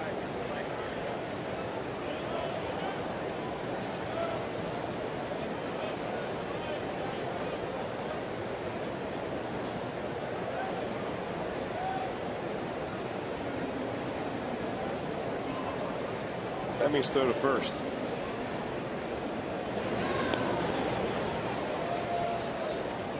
We see Ramon Hernandez. He's looking in the dugout. And obviously the Reds are afraid that Danny Espinosa might be running on one of these pitches. Maybe thinking ahead in the count with Johnny Gomes. Gomes isn't going to get a fastball right here. He's a fastball hitter. So you think along with that, thinking, all right, well, the Nationals knows he's a fastball hitter. So ahead in the count, Willis is probably going to throw a breaking ball. So that means that's a good pitch to run on. So they're going to tell Espinosa to go on this pitch. And that's what the Reds are thinking in their dugout. So they're saying, okay, Dontrelle Willis, since we think he's going to go, you throw over to first base. And that's the kind of cat and mouse game going on right now.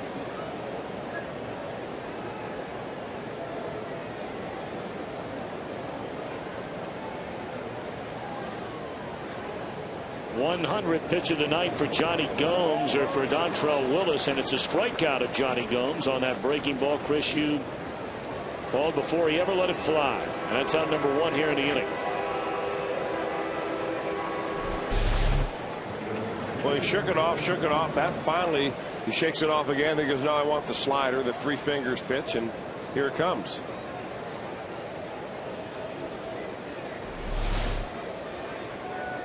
So 1 out for Wilson Ramos, who was robbed of a hit on a great play by Brandon Phillips far to his left back in the 2nd inning, and then he lined one of the seats in right field with 2 aboard to give the Nationals a 3-1 lead. That's where we stand right now. That was back in the 4th.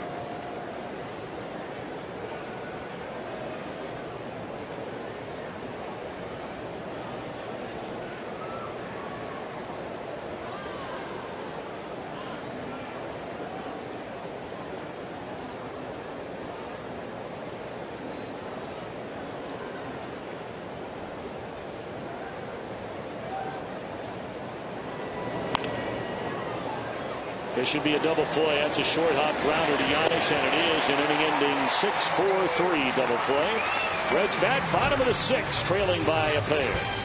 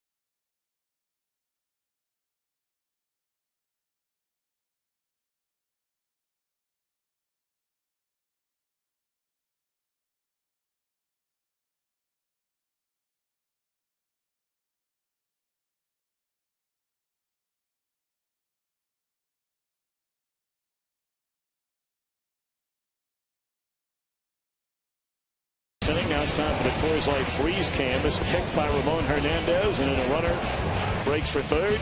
Perfect throw. Coors Light freeze cam. Brought to you by Frost Brewed Coors Light. Well, we never did answer that AT&T trivia question tonight. Good question. Now let's see what it is again. First team to have 3 players hit 40 or more home runs in a season. And again, I can see that cover of Sports Illustrated like it was yesterday. The 73 Atlanta Braves. Cameron Hank Aaron, Darrell Evans, and Davey Johnson as their everyday second baseman hit 43 that year. A footnote to that, by the way, Dusty Baker was on that Atlanta Braves team in 1973.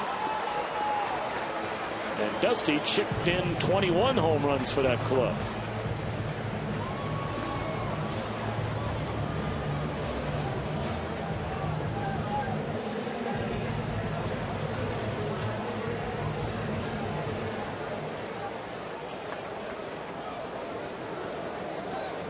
So here's Drew Stubbs to lead things off. 2 at bats, a pair of strikeouts, one looking, the other swinging for Drew, and there's ball 1 down low.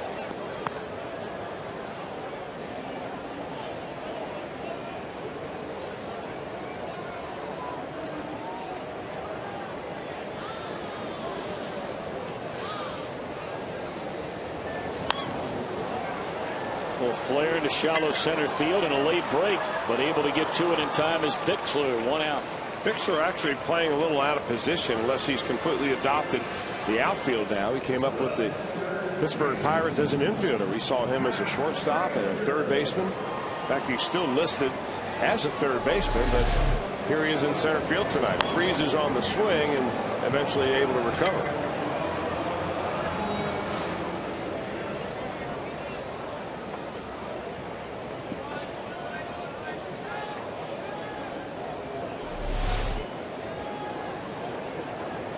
Todd Frazier 0 for 2, reached on an error and scored the only Reds run back in the second inning. Game 1 of 3, the Reds and the Nationals here at Great American Ballpark over the weekend, and the weather is supposed to be this entire homestand the way it was today. Highs in the low to mid 80s. Nighttime dropping down into the high 60s. Ooh. So come on down to the ballpark. Night game tomorrow night, day game Sunday, night games against the Phillies Monday, Tuesday, and Wednesday with a 12:35 game to wrap it up on Thursday afternoon. One hopper down to Zimmerman. 2 out.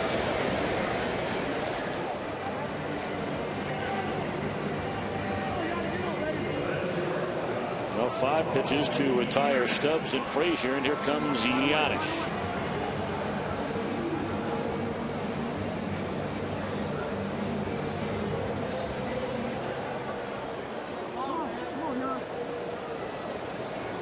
Giannis is fly to left and bounced out to Zimmerman at third base.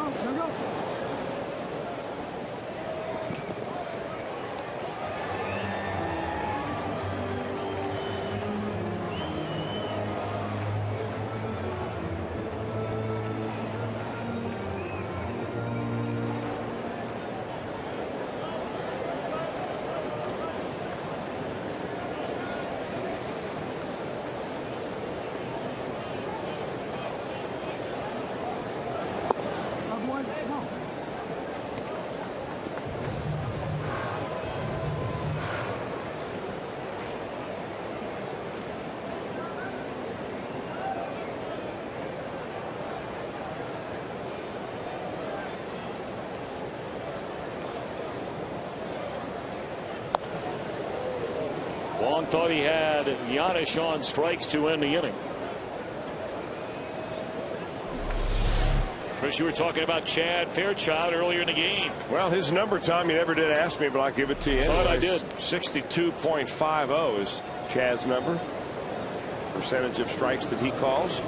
That's right in the range. third year in the major leagues, became a full-time umpire last year, did Chad Fairchild.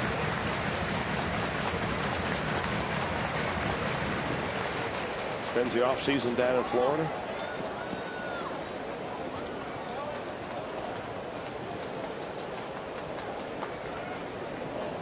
Where he probably loops for Joe West. 2-2 pitch. He might be the warm-up back for Joe West. That's a pretty big act to warm up for. Joe West has recorded a number of CDs of the country western genre, the first base umpire and the crew chief. The singing umpire. 2-2 on Giannis, and Wong delivers. And did he go this time? No, says Country Joe. That's the way he does it when he's getting the band to wrap it up at the end of a song. Exactly Put right. the hands out there like that. Strike the final chord in the tune. Very nice. Look at him.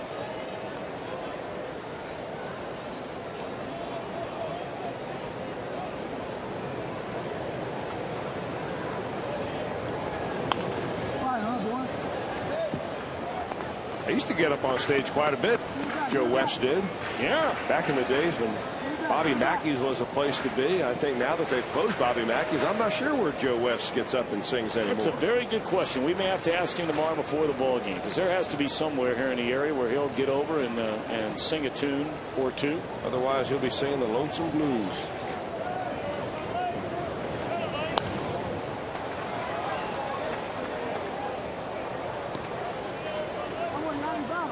Well, Yarish hanging in there, been a 9-pitch at bat.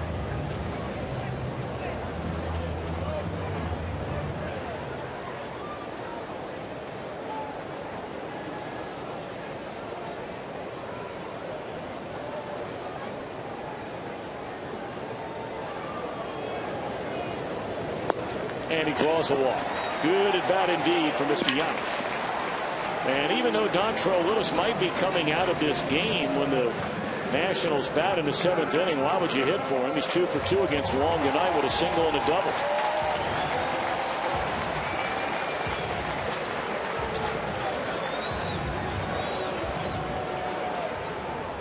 Jose Arredondo was up and throwing when the Nationals were batting in the top of the 6th inning.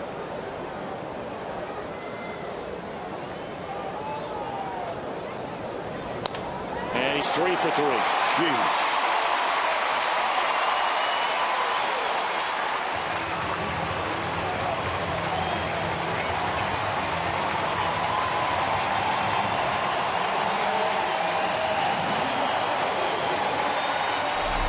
He's spraying the ball all over the ballpark.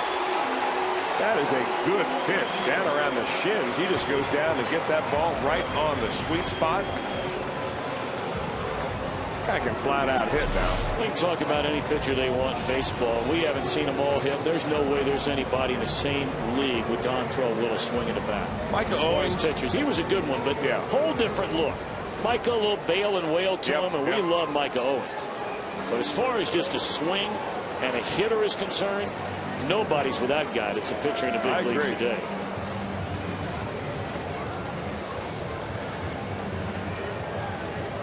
Tom Gorzolani, a left-hander, former Pirate and Cub, getting loose down in the bullpen.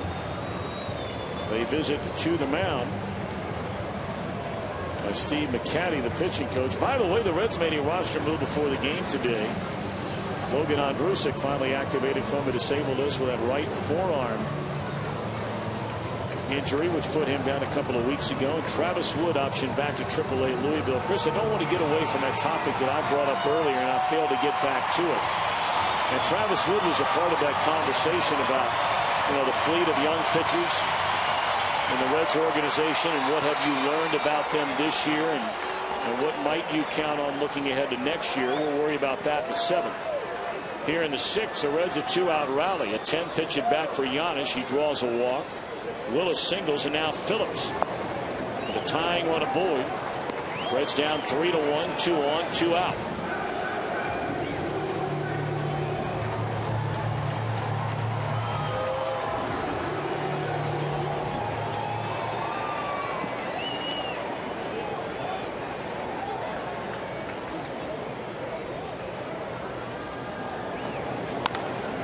Base in left field. They're probably going to wave the runner around.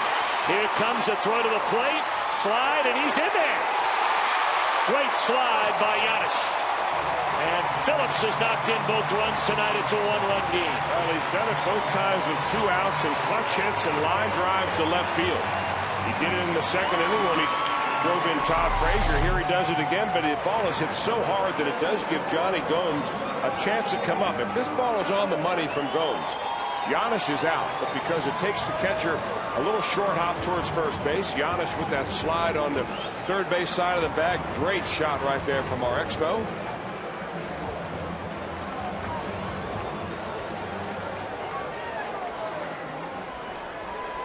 And a one-run ball game.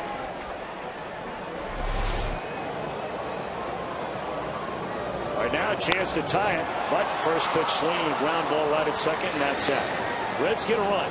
They leave 2. We move to the 7th in a one-run affair.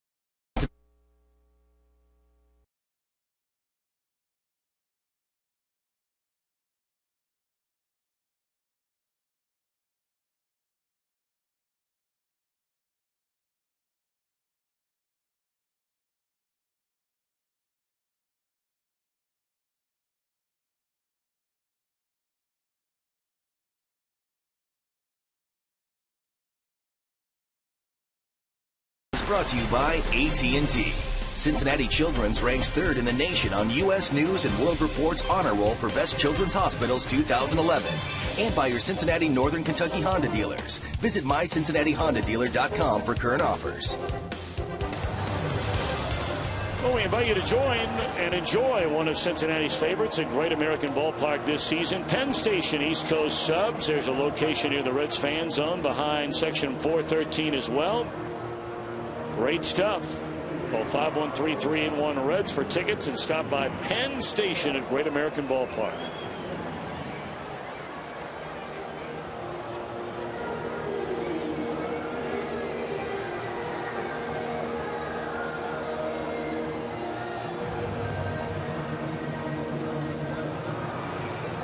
Dontrell Willis tonight will stay in the game. He's the first Red with 3 hits in a game since July of last year when Mike Leake did it.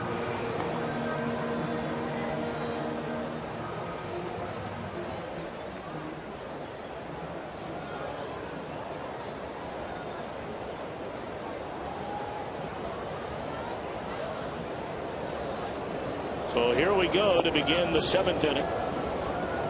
In a 3-2 ball game with Washington in front, and Alex Cora will bat for Shin-Ming Wong, who right now is in line for a win. That is one area where the Nationals have been so good, and that is pitching late in the game. Yeah, they have some arms down there that they will throw at you innings 7 through 9 that they just dial it up faster and faster. Rodriguez, one out. Clippert, Drew Storm. You're talking about the back end of a bullpen that may be as good as anybody around. That's why I say, Tom, that you watch, we watched 3 games against these national team while the Reds were in D.C. last week. And you watch them come in here, and you watch them take batting practice, a little infield. they really are not all that far away from being a real respectable team. Yeah, they've got some holes, there's no doubt about it. Davey Johnson's inherited himself a situation where he's got a real fine bullpen. Between Zimmerman and Strasburg, you've got two #1 type pitchers in the rotation that they expect to be back and healthy next year. Talking about Ryan Zimmerman. But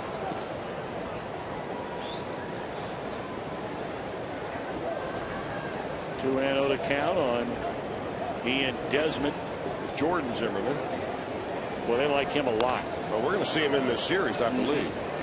We're seeing actually the same 3 pitchers in this series that the Reds saw in D.C. Well, they're getting ready to shut him down, though, right? He's only going to make 1 or 2 more starts. Yeah, I think 165 innings was his max, and he's closing in on that. So this may be his last start. He may have 1 more after that. Yeah, they were talking about the game he pitched the other night against Arizona, where he got beat by Ian Kennedy. And, Ian Kennedy's, what, 16, 17, and 4, something like that. And Zimmerman actually has a lower earned run average. There's a rocket into left field by Desmond. And he's a 1-out base runner. That's the first hit that Don Trello's given up since a home run by Ramos back in the 4th inning. But just to think, if you get Zimmerman back, Jordan Zimmerman next year, he has 165, 170 innings this year. Next year to be full strength. Then you have Steven Strasburg coming back off of Tommy John surgery. Here's what he's done in the minor leagues. Had 4 starts down there. Numbers aren't all that good, but he's striking them out. I mean, obviously his stuff is back. 18 punch outs in 9 innings. So he had 1 outing where he got beat around pretty good, and that's why that earned run average is so high. But I don't think there's a team in baseball that wouldn't want him to be in that rotation. Detweiler looked like a pretty good pitcher, big, tall left-hander that we'll see tomorrow night. And the back end of that bullpen, very interesting. Now, will they be able to win the National League East next year? Probably not, but that's a tough division. It's really tough. But they should be able to give the Phillies and the Braves a little better run than they did this year. Well, Dontrell tried to make the play over his shoulder going down the back of the mound, and that'll be an infield hit for Bixley. And on the second goes Ian Desmond. I don't know if anybody fields that ball and is able to throw out Bixley. Well, he runs really well. I mean, that's why he was a shortstop. Now he's a center fielder. I don't think anybody in the infield gets to that ball. You saw Brandon Phillips come flying by. He goes through there first. He can't get it. And Willis appeared to tweak his right hamstring a little bit after he went down the back of the mound, and Brian Price comes running out and wants to know, are you all right? We'll watch him reach for with his glove, his right hamstring, or with his glove. Yeah. Looked like he reached with his left hand for his left hamstring first, and then his right one. He's a gamer, though. I mean, this guy does not want to come out of the ball game. Looking for his first win in the 2011 season. Pitched 8 games, a lot of them really good games. 0-3 right now. The Reds simply haven't gotten him a lot of run support. You can read his lips right there. He looked at Brandon Phillips and he said, I tried to stop, which would have allowed Phillips to at least try and make a play, but it's a big frame to try and all of a sudden slow down. Well, he has owned Ryan Zimmerman all night long. A couple of strikeouts and a fly ball. Zimmerman just doesn't seem like he sees the ball coming out of his hand, but when you got his kind of power, all it takes is one bad pitch. Well, it's a 1-run ball game, 2 on, 1 out for the Nationals, batting in the 7th inning. And it's 1 ball and 1 strike on Ryan Zimmerman.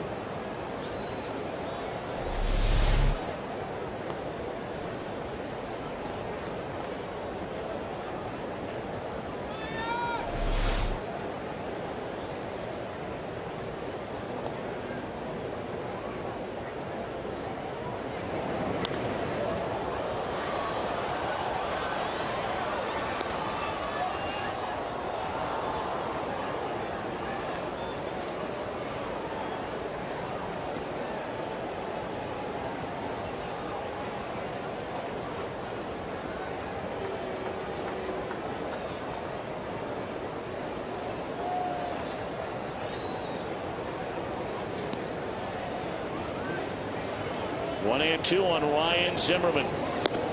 Fastball sails up and away.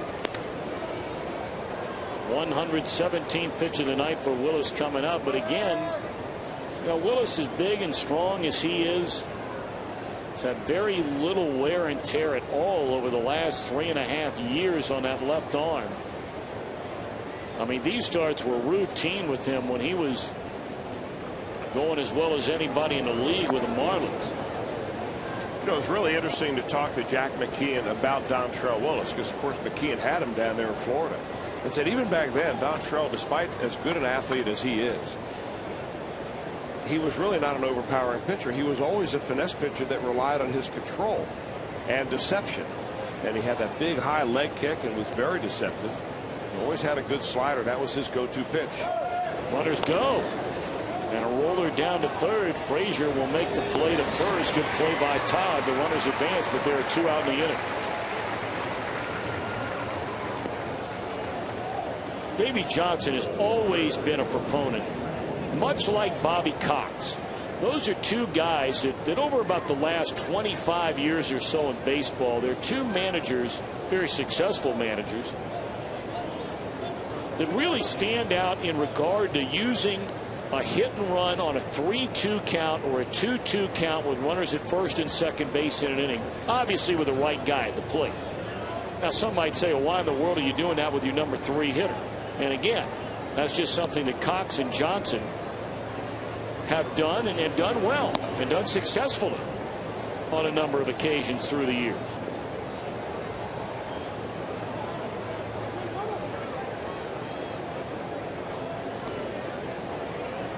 I think there are also 2 managers, Tom, there that, at least in my recollection, seem to be able to use their whole roster as well as any manager out there, giving extra guys a chance to get regular at bats once or twice a week.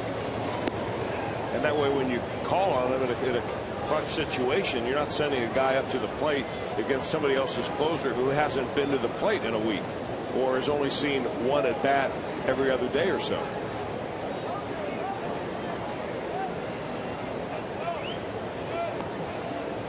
Another count on Michael Morse. Is a big batter in this game right here and right now for Dontrelle Willis and the Reds.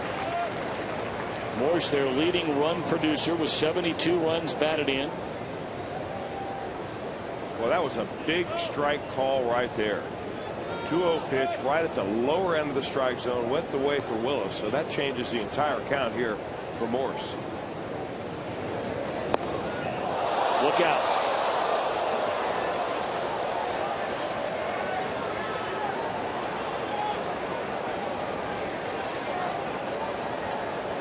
Everybody, thank God, is all right down there.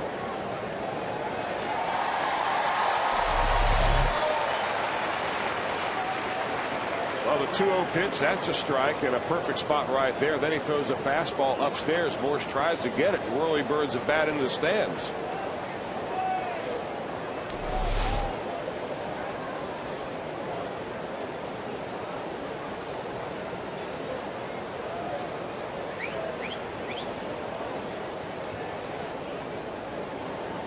Pulling out the flag from Chinese Taipei. That's where Jing-Ming Wong is from.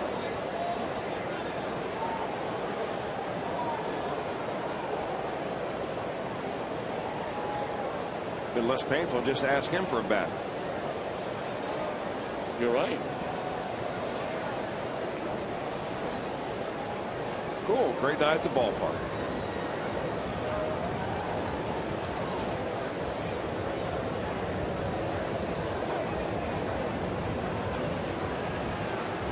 You might need a translator here. You're right about that. I was thinking the same thing. What they want the young man who got the bat to do is to stand up and come with the security guard. They're going to hold the bat in the customer service office, so after the game he can come pick the bat up. What they don't want in any stadium, not just Great American Ballpark, is a fan to walk around with a baseball bat in his hand. Now I wonder what the umpires are talking about right here. Well, they're calling for Davey Johnson to come out, and they're also calling for Dusty Baker to come out. They're looking up into the stands. Well, I know what it is now. Apparently there are a bank of lights that have just gone out. There you see them. basically in between the first base bag and home plate. It's hard to imagine that has anything to do with affecting the game, doesn't it, Chris? Well, you know what Dusty Baker and Davey Johnson are saying?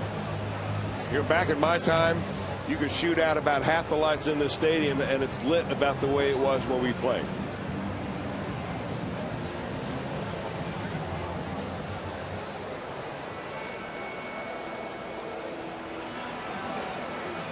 Gee, I better unplug the coffee maker.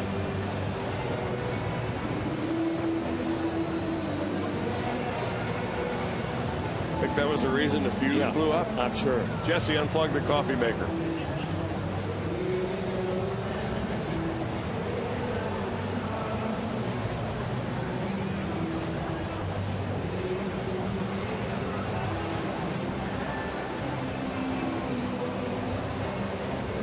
I'm strictly guessing here, but this is where shenanigans in days gone by, and really in other sports in current times, where perhaps because of that, things have gotten a little ridiculous. In some stadiums, the old day, football especially, they'd open a tunnel at one end when the road team was kicking a field goal into that way, so it might blow it back the other way or affect a kick, and all kinds of things going on. And somebody might say, well, why is it that all of a sudden when the visitors are batting, a bank of lights go out?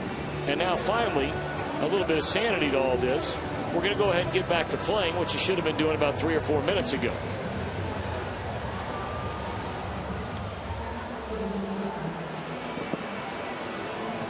I don't think anybody at all is missing that group of lights right there, in fact, affecting the field of play. If you had not pointed it out to me, I wouldn't know what they were talking about. I had no idea until somebody just told me in my ear from downstairs in our truck. Christian Roberts, our producer, that's the first thing he's known all night. Turk will have that baby back up and lit in no time. Oh, yeah. Now, speaking of, today is Declan Mullen's birthday. How about that? His 64th birthday. We wish him a very, very happy birthday. He is still on top of his game. Runs this entire ballpark, top to bottom. And there's strike 3 called after all that. He may not have seen that ball there. I don't think he did. No. Doing the dark one.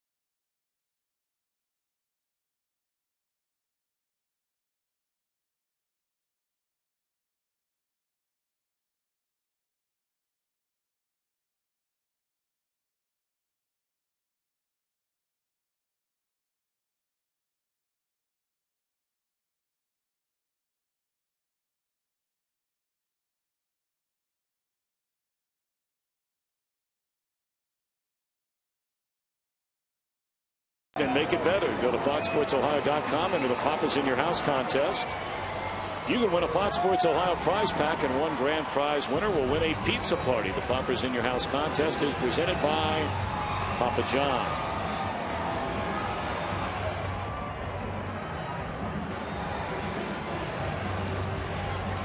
Nats lead at 3-2. New pitcher in the ball game for Davey Johnson and the Nationals is left-hander Tom Gorzelani, formerly of the Chicago Cubs last couple of seasons as a starter for them, and a starter also for the Pittsburgh Pirates for the first 4 or 5 years of his major league career.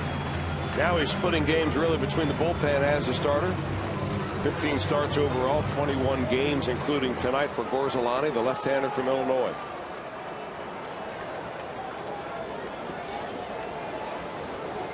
Dontrell turns in 7 innings so far tonight on the short end of a 3-2 game. And Gorzelani delivers strike 1 to Joey Votto. He'll be followed by Jay Bruce and then Ramon Hernandez.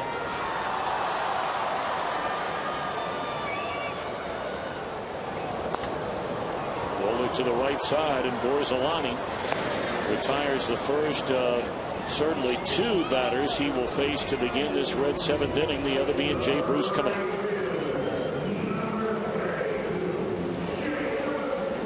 Braun threw the ball pretty well here tonight.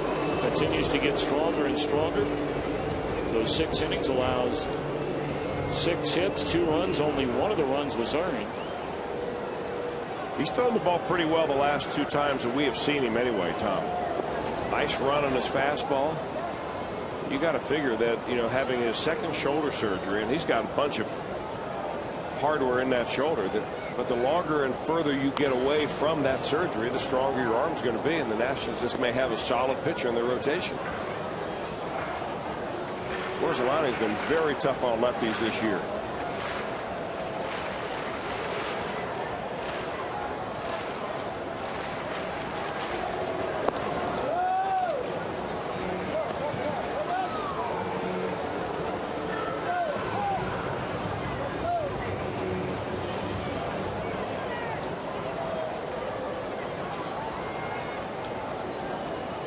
Come for the Reds, stay for more fun. Visit Cleopatra, the exhibition at Cincinnati Museum Center, and make it a weekend getaway. Book your trip at CincinnatiUSA.com.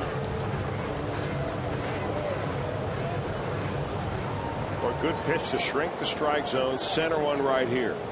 If it's not the pitch you want, don't hack at it.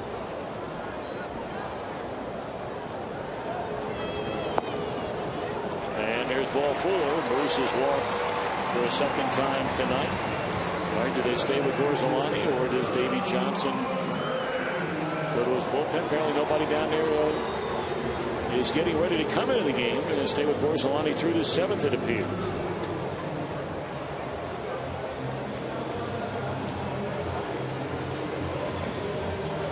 Aroldis Chapman, meanwhile, is throwing in a Cincinnati bullpen. I'm sure we will see him when the Nationals bat in the 8th inning.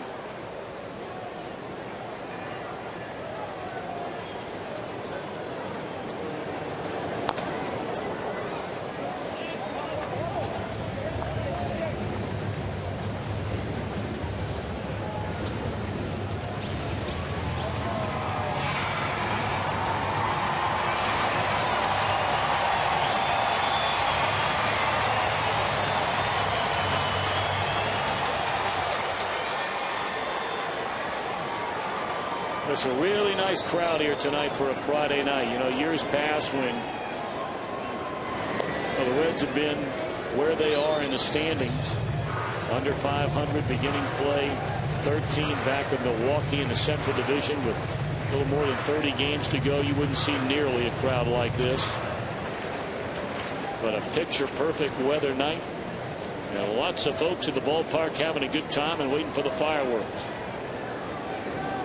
And there's a base hit into left field. And, of course, the first thing they want to see more than any other reason is the Reds rally for a win here tonight. And they have 2 on, down a run with 1 out.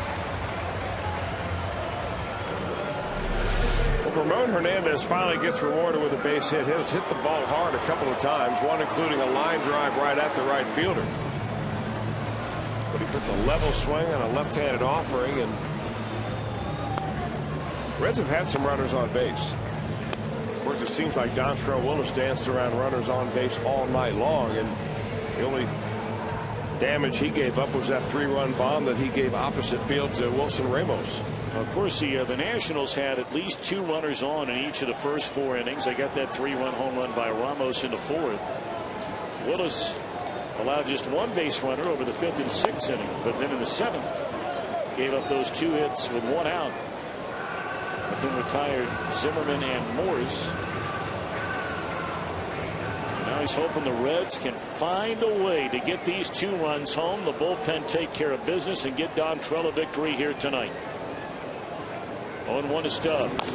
0-2 to Stubbs.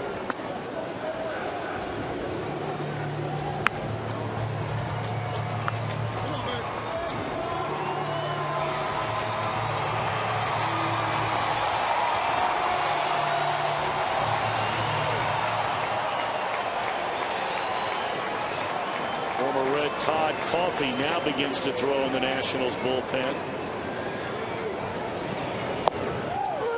Stubbs has struck out for the 3rd time tonight, and they're 2 away in the inning. Looks like Stubbs read this ball as coming inside. Watch him dance away from the plate. But it comes right down the inside corner on the knees, man.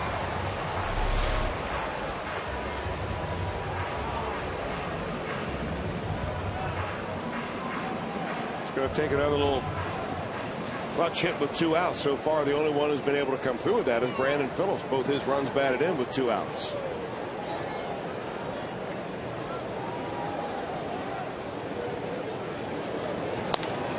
And is this a clutch 2-out hit? It is. It'll drop in there, a base hit for Frazier. And scoring from second is Jay Bruce, and it's a tie game.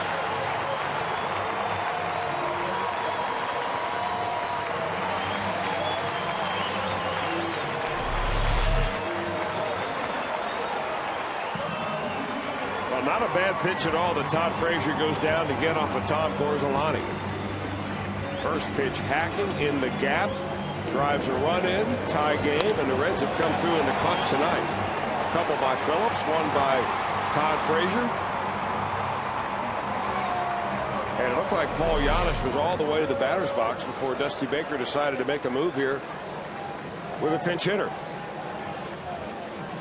That'll be Miguel Cairo. He comes into the on-deck circle.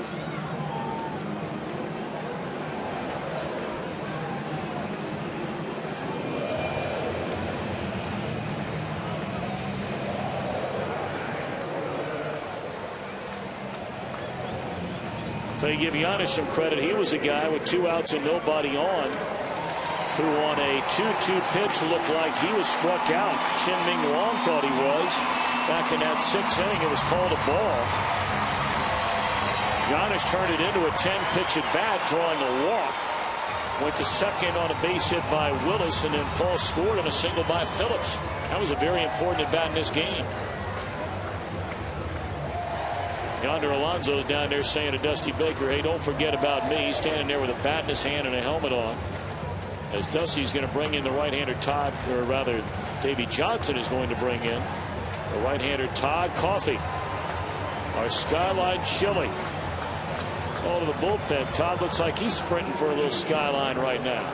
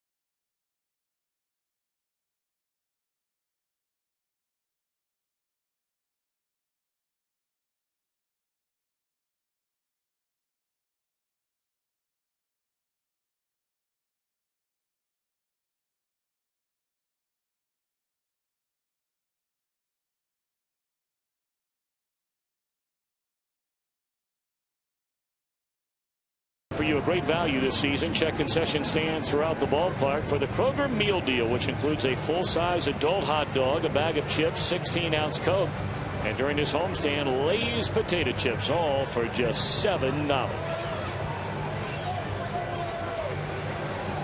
Reds have tied it up with a 2-out single by Todd Frazier against Tom Gorzolani. He's out of the game, and now the one-time Red who's putting together a pretty good career for himself, right-hander Todd Coffey. He really is. You know, once he was able to figure out how to get that two-seam fastball down the zone, Todd Coffey realized that he can be a big league pitcher for quite a while. Now a middle reliever here for the Nationals. 55 games now for Todd. Big guy from North Carolina. Indeed. Good man. You're not kidding. What a guy. So Arroyo is a runner at second, and Miguel Cairo fouls it back out of play.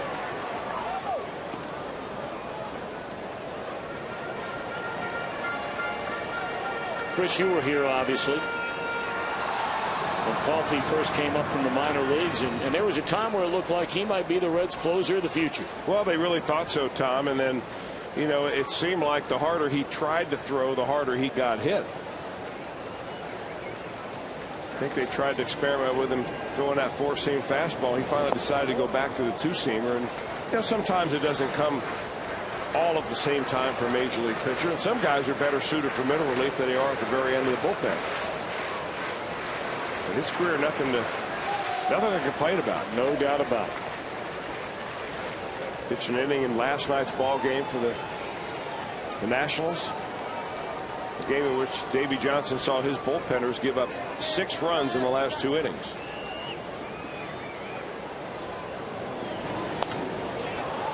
Popped up into foul territory, and who's going to get there? Nobody. Wow.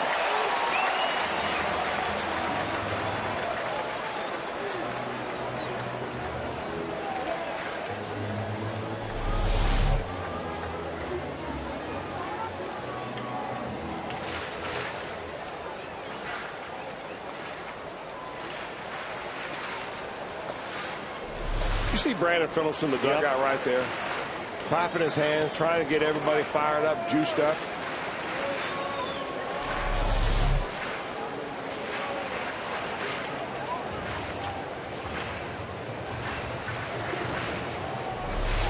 I mean, it's real easy at this time of year to kind of kick it back and put it on cruise control. Number 4 does not do that. No, he's a winner.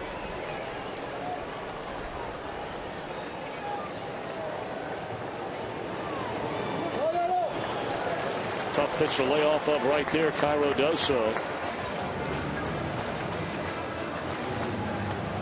Tonight officially the 25th blown save of the year for these Washington Nationals. That is the most in the league. Of course, they charge middle relievers or really anybody comes into a game that has a lead to be the 6th inning, 7th inning with a blown save, and that's a story tonight for Tom Gorzolani. 2-2 on Miguel Cairo, and it tied him up. He went around. That'll end the inning. But the Reds get a run in each of the last 2 innings to tie this game at 3.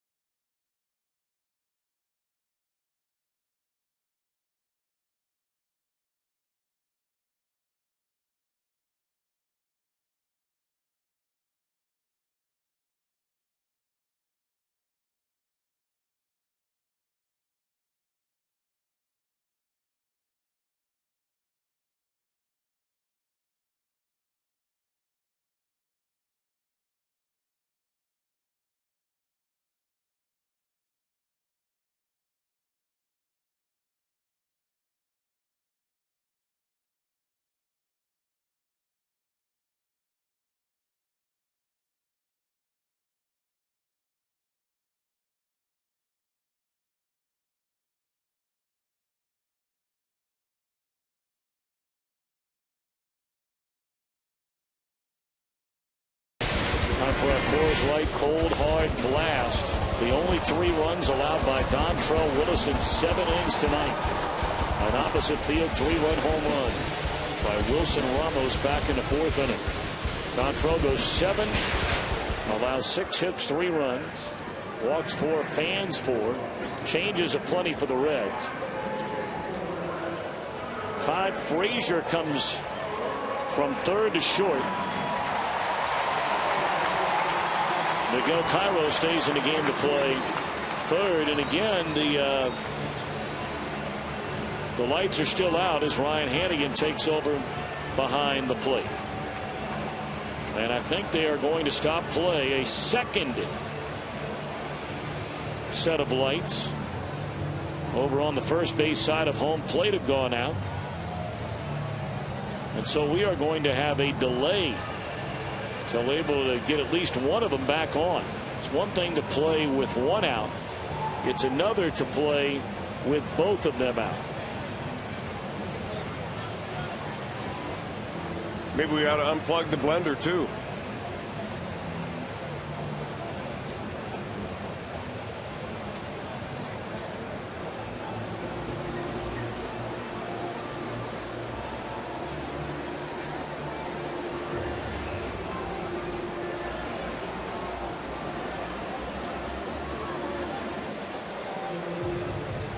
Well, they haven't been able to fix the first ones that went out, Tom. I'm not sure what they're going to be able to do to get one of those 2 back on. I'm not sure what the minimum amount of lumens it is before you're allowed to play a major league game. Do you have any idea there? That would be a question which I could sit here from now until August. This is the 2011 and would have no clue what the answer might be. Well, Doug Gallup to our left there as you see him talking with the umpiring crew.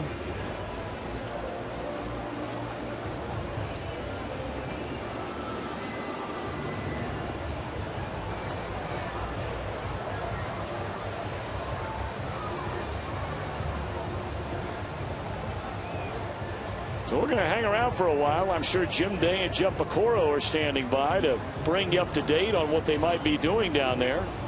So we'll check in with them when we get back.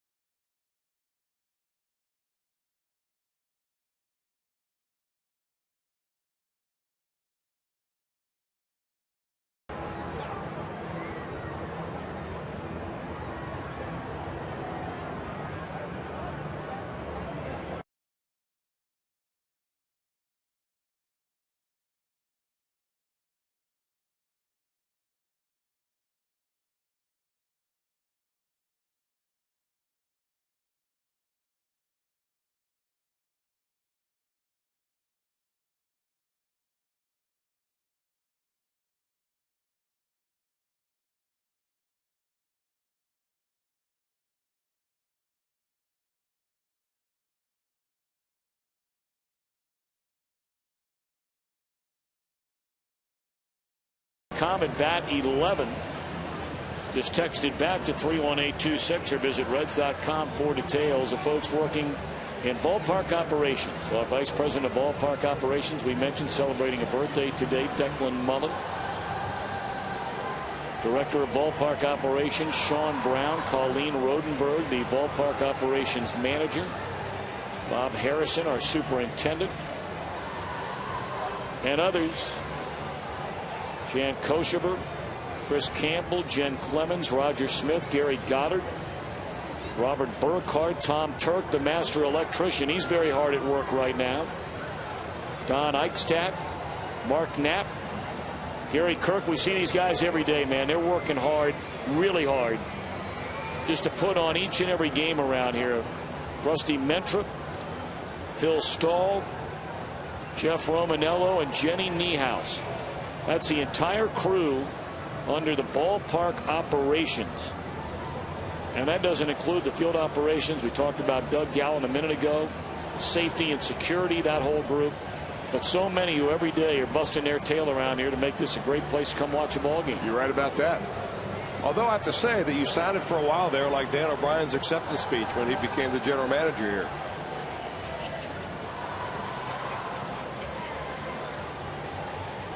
He had a long list of people to thank. Well, you've got thanking all those away folks. for a little while to come back to this.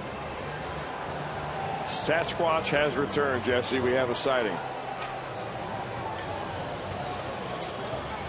Well, we're waiting to see if you saw where they got one set of lights turned back on, and I'm assuming, Chris, that the reason we're waiting on the other and not starting, we were playing without that second one from the far left, the second one in. That was the first one that went out, and we played through that. But when that one that Chris has just circled, when that one went out, it's the closest to home plate, and I would imagine that that's probably why we haven't started right now, because that might have the most to do with, as far as lighting is concerned, with the batter at the plate. I wouldn't know that, but it seems bright enough for me to. Sounds viable. See him. Yeah, why not? Now maybe the electricians are telling the umpiring crew and Doug Gallen, hey, we'll get this bank on here momentarily. And of course, I think these are sodium type lights, and you have to warm them up a little bit. So you know a lot more about this than you lead on. Well, sodium type lights. Well, I guarantee you nobody out there except for electricians know anything about sodium type lights. Well, having sodium? Yeah. I'm still trying to remember that word from science class in the 7th inning. Well, 7th grade. You see them in a lot of indoor batting cages because they put off a lot of light. And when you turn them off, you have to let them cool down, and then when you turn them back on, it takes a while for them to warm up. So it's not like you swing by your local grocery store and pick up a 6-pack of them. Although that doesn't sound like a bad idea on the way home, just in case it's dark in your neighborhood. Well, we're kind of hanging out here. Yeah. Kind of like a rain delay without the rain. Hope all's well, having a good Friday night. Maybe many of you getting back from a high school football Friday night tonight. Your St. X Bombers are going to be at it tomorrow. They will be. The Anderson Redskins were at it tonight. Did you get an update on that game? They got beat. You know, I heard from our buddy who was up here, a Princeton alum. Princeton beat him tonight. But I heard tonight, remember the young man we met, Jason Jackson, who is the host of the pregame, halftime, and postgame of the Miami Heat? Yes. Remember he stopped up in the booth with his family here a couple of weeks ago. He was back in his hometown seeing some family, and he sent me a message during the game tonight. Go Vikings, go. His alma mater beat the Anderson Redskins tonight 40-33. Ooh, good game. Anderson turned it over 3 times in the first quarter, and that's the difference in the game, we're told. Well, Jim Day and Jeff Pecoro standing by to bring you up to speed on what's going on. And we're waiting for the lights to come on.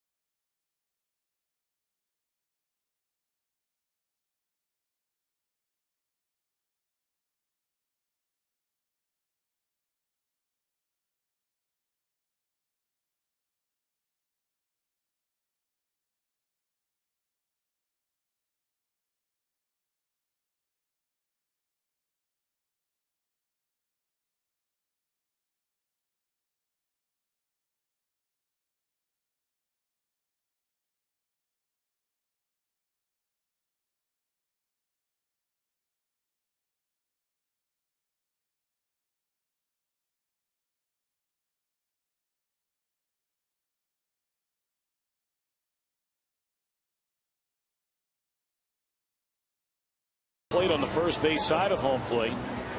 So we're going to wait until those things are able to get cranked back up, if indeed that will happen at all.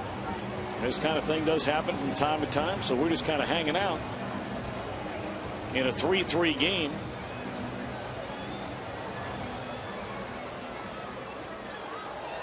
Dontrell Willis will not lose, but Chris, he won't get that coveted first win either, although again with this kind of pitching line it's good enough to win. You know, sometimes things just stay the same, and that's the way it's been really for Dontrell. Nearly every time he's gone out there, he's pitched a pretty good ball game, and every time the Reds have been unable to get him much in the way of run support. I mean, danced around 5 walks. You know, that was something that he'd like to improve upon, but the bottom line is this. I mean, how many runs did you give up? And if you only give up 3 runs, you know, in 7 innings, you get yourself a quality start. And you know, that's the one thing we've said it many times, that the pitchers have no control over. Whether you get the win or not, all you can do is the best you can do, which is keep your team in the ball game. And Dontrell has done that tonight. 3 hits on the night, first time since Mike Leake did it last year for a pitcher for the Reds to get 3 knocks. And I'll tell you what, maybe when the next time they start him, they ought to put him in the 4 or 5 slot, because the way he was swinging the bat tonight, he was right there with Joey Votto and seeing the ball big coming out of Wong's hand. Well, we understand that Jim Day is standing by from downstairs. Jimbo, can you add anything to what we know for sure right now? Well, I just talked to Dusty Baker, and I said, is it because of what you guys have speculated, the bank of lights closer to home plate? Is it because those are out? And he said, no, they want all the bank of lights on before we can resume play. Which begs the question, why did they play before with the previous bank of lights out that were further away from home plate? But everyone, basically the umpire crew, Doug Gallant, everyone's staring up at that bank of lights waiting for them to come back on. I've got to tell you, I've been in this camera well many times and saw many games, and yes, it's a little darker down here, but it is certainly light enough to play this game right now. These guys all came up through the minor leagues, of which not every stadium is lit like a major league stadium. These guys have played in these conditions before. It's light enough to play, in my opinion. Well, Jim, let me ask you this. Whose decision is it? Is it like a rain delay where the authority on this, once the game begins, falls into the lap of the umpire crew, or is it a combination of the Reds and the umpires figuring out what's going on? I don't know for a fact, Chris, but just talking to Dusty Baker, he said they, and I'm assuming it's the umpiring crew, in this case crew chief Country Joe West is in charge. He's the one that right now is staring up at that bank of lights, and again, Dusty said they're not going to resume play. He wants them all back on. So I'm assuming it's the umpires, just like a rain delay. Well, we thank you very much, Jim Day, down in the Reds dugout. And it looks like they're waiting for those sodium lights to kick into gear, and it appears as though they are. Yeah. That's big league term. Sodium I gotta lights. tell you. I got to tell you, that's as big as it gets. That is a big league term. I hope I'm right on that. Hope we don't find out later. Because I tell you, you got me sold. That sounded good, man. Hey, here they are. You ready to play some baseball, partner? Or at least call some? I got to tell you, I'm still, I'm not kidding. I am really impressed. Sodium, that's big league.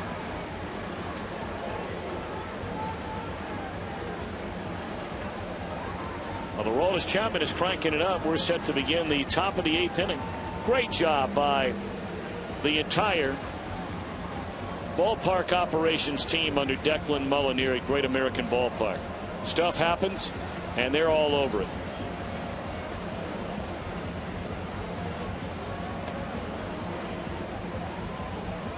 Boy, just when Declan Mullen thought he could celebrate a birthday tonight, all of a sudden,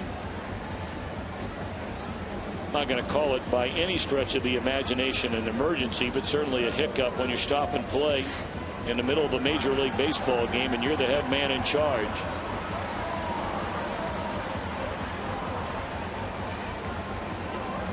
And Aroldis Chapman just about set to go. He'll be facing here in the Nationals 8th inning that man Jason Worth, followed by Danny Espinosa and then Johnny Gomes. And all is right and bright at Great American Ballpark.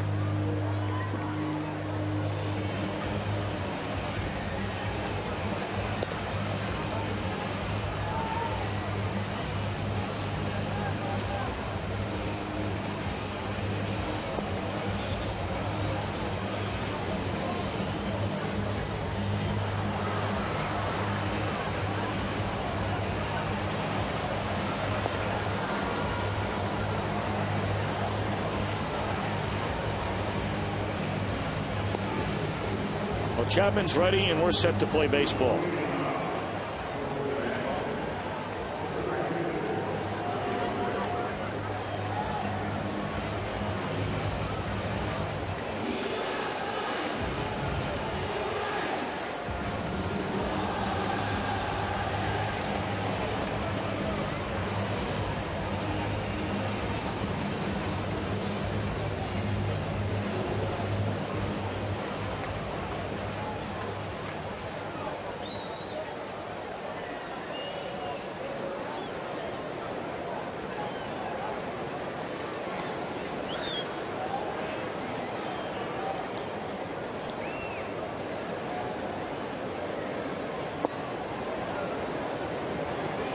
I guess on the other side of it, Tom, if you're the Washington Nationals and you see Aroldis Chapman being brought into the ball game, maybe you do want those lights lit after all. Yeah, I was thinking the same thing when they initially stopped play. I mean, if there's one guy in the major leagues that you want to be able to see that ball coming out of his hand, it's this guy. Although I got to tell you, they've got a couple of guys down in this Washington Nationals bullpen that throw nearly as hard as Aroldis.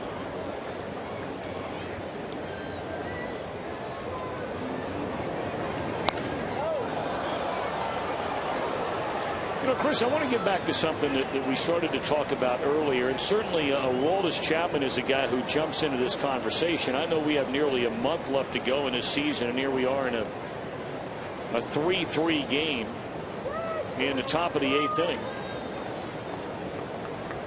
But going back to the comments you made in regard to Dontrell Willis and trying to pitch his way into a starting rotation with this Reds team looking ahead to next year, sort of the fallout from something like that, the possibility of where you might consider who's going to be around next year as far as your young pitchers is concerned. And we talked about the steps backwards this year. There's a liner in the center, and it'll fall in a hit. So Worth aboard to begin the Washington 8th inning in a 3-3 game. Volquez step back. Travis Wood step back. Mike Leake step forward.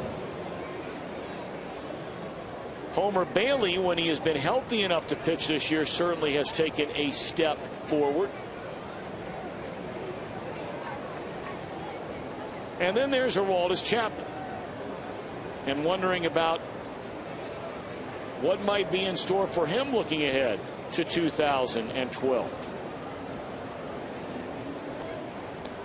As everybody knows, Francisco Cordero is a free agent at the end of the year. There's a bunt by Espinosa and a good one. And a good play by Chapman to get him at first base. Sacrifice for Espinosa.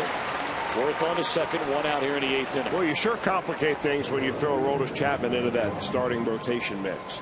And you can see how maybe one side of the baseball decision-making team would say, man, oh man, can you imagine a rotation anchored by Johnny Cueto, Aroldis Chapman, maybe Edinson Volquez? I mean, if he comes back and throws the ball the way he did a couple of years ago, and he still throws 97 miles an hour.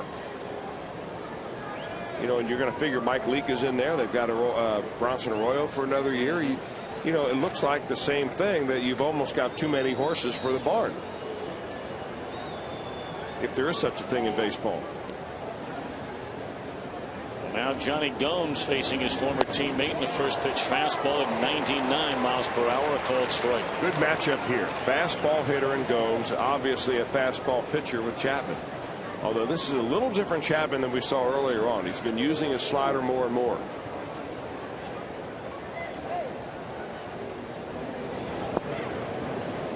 And there it is.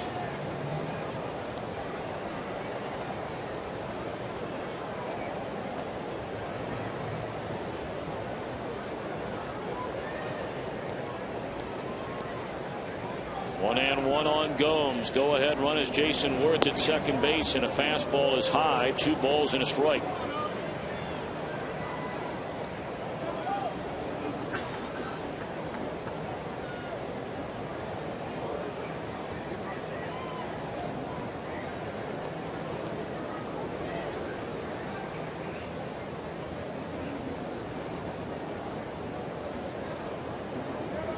Worth, a guy who is more than capable of stealing a base. 14 out of 17 so far on the year.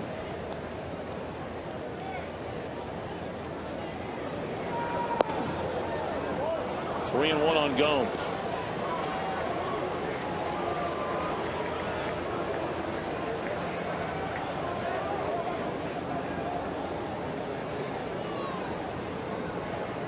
Well, you know what Johnny Gomes is thinking.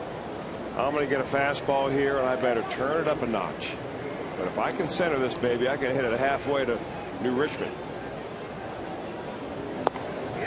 Ball 4.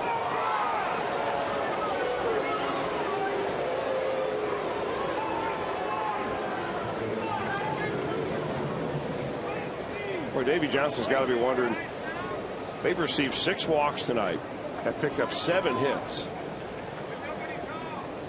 and had many opportunities to blow this game wide open, but they are locked up at 3.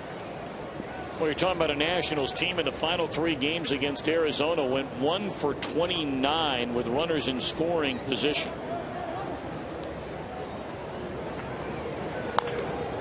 Comebacker to Chapman. Got to make a good throw. It's in the dirt. What a pickup by Frazier. How many times do you see a pitcher field a comebacker like that and throw it in the dirt or throw it into center field? The next thing you know, it's a 3-run inning. Well, get it out. That is what you're thinking about right here. Not Chapman, he's thinking about 2, but Frazier's got to be thinking about just get 1. Make sure you're on the bag when you feel the ball. Scoop it, try to get it clean. That's a nice play by Frazier, although that is rather an easy type of a short hop because it was so close to him, but he still had to get down there and get it. This is a good exposure for Frazier. Get a little shortstop time. Whereas Frazier came up originally as a shortstop when he was drafted out of Rutgers, but you may remember in that pregame show interview we had with him in Chicago a couple of weeks ago, he said basically he has not played shortstop since he was drafted. Played second, played third, first, outfield, and now in there at shortstop tonight. And here's Jesus Flores, the pinch hitter batting for Todd Coffey, who retires the batter. Miguel Cairo, the only batter he faced with 2 on to end the 7th inning.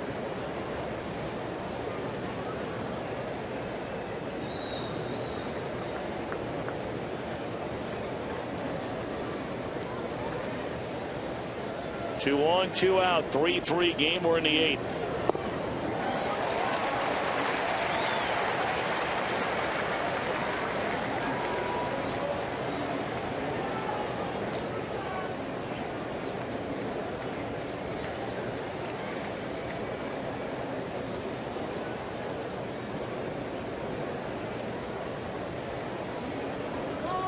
One to Flores, and time is called to the plate. 1 ball and 1 strike to count.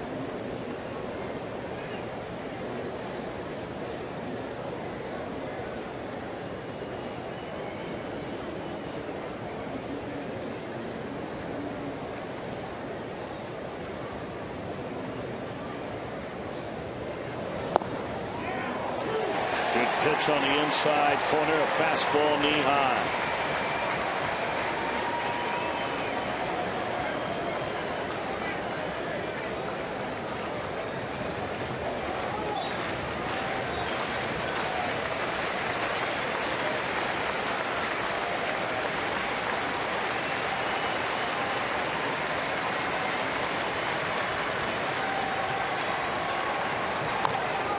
Going to be a tough play here. Cairo charging, throws on the run, got it. And Chapman strands 2 down the 8th.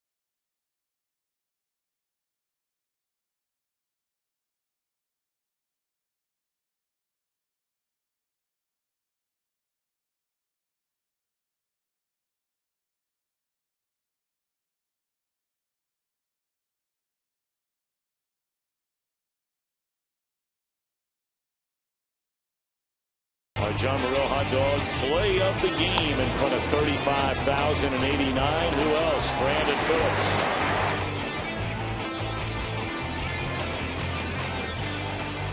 For those of you that remember what a record is, we sound like a broken record.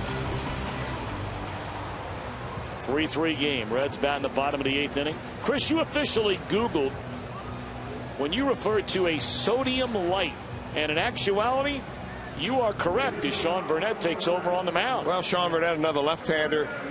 There's several different types of stadium lighting. Yeah. And included in that are metal halide lighting and high-pressure sodium lighting. Sometimes they are interchangeable. Some are more, I guess, give you more watts than others. And I'm not sure whether these are the metal halide or whether metal halide high sodiums or what, but we certainly have got the whole thing covered. And we got them back on, and we're playing baseball. Good stuff. And you know what? I'm just happy we were able to flip the switch and keep it going right here on FS Ohio.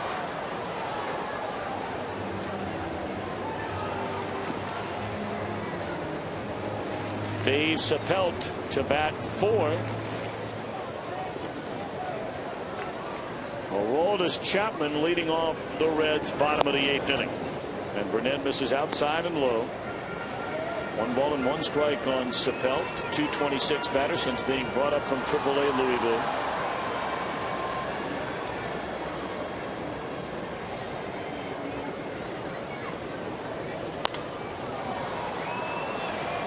That's in the air and out of play. Oh boy, that was a. Thought for a minute there that Espinosa had hit that tarp pretty hard over there. He ran into it like he didn't realize it was there.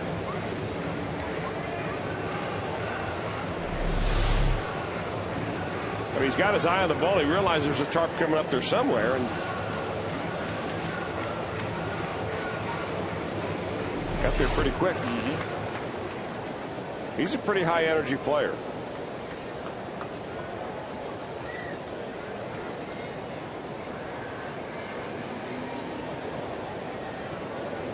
One and 2 on Sapelt, and it's rolled over foul. Back to the top of the order next, and Brandon Phillips, and then it's Fred Lewis. 3 runs, 7 hits in air, 9 men left on base for the Nationals. 3 runs, 8 hits in air, 11 left on base for the Reds. They have left at least 1 runner on in every inning tonight.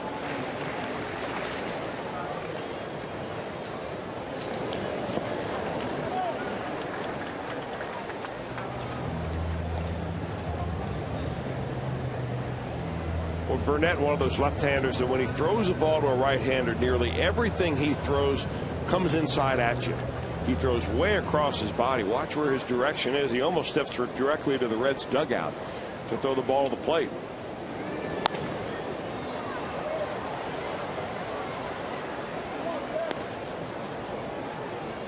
Take a look at his motion right here. Look how far he steps towards first base and then comes back around and throwing across his body. That causes him the real stiff front side, and in doing that, everything he throws, including a fastball, will kind of run in on a righty like that. Very similar to Sean Marshall with the Chicago Cubs. Pitcher that did that for a long time was very successful, Al Leiter. Well, he would eat right-handers up with just a running fastball hard right in on their hands. All right, 3 and 2 now on Sapelt, leading off the bottom of the 8th, and a roller foul. I will be talking about that same type of motion tomorrow night when Detweiler takes the mound for the Washington Nationals. Ross Detweiler, big tall left-hander, has the same type of motion that goes across his body and gives you a little different look. 9th pitch coming in this at bat. Sapelt was behind, a ball and 2 strikes. He's run it full and draws a walk. That's a good at bat for the youngster Sapelt. It is.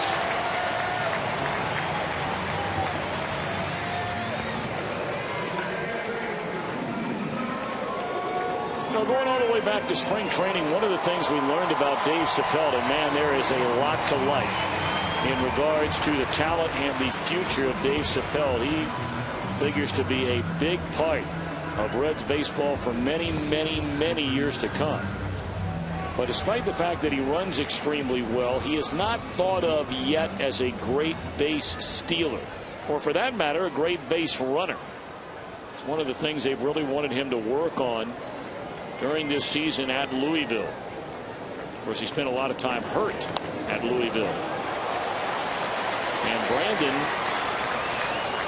puts down a sacrifice bunt. And they're going to try and give Edgar Renteria, it appears. And then, of course, Joey Votto a chance to knock in this go-ahead run. But Phillips has done it all here tonight.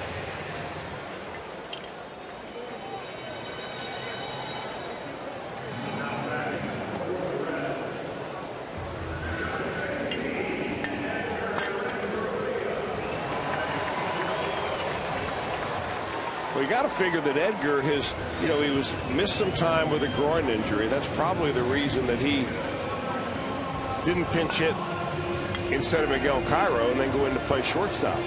So a pinch hitting appearance right here. Maybe he feels well enough to swing the bat and drive in a big run. It would be huge if the Reds could get it here.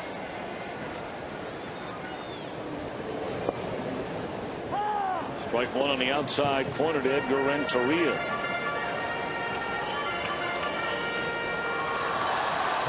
Bothered by that strained left groin going to all the way back when the Reds and Nationals got together on the 16th of this month. That's when he tweaked it.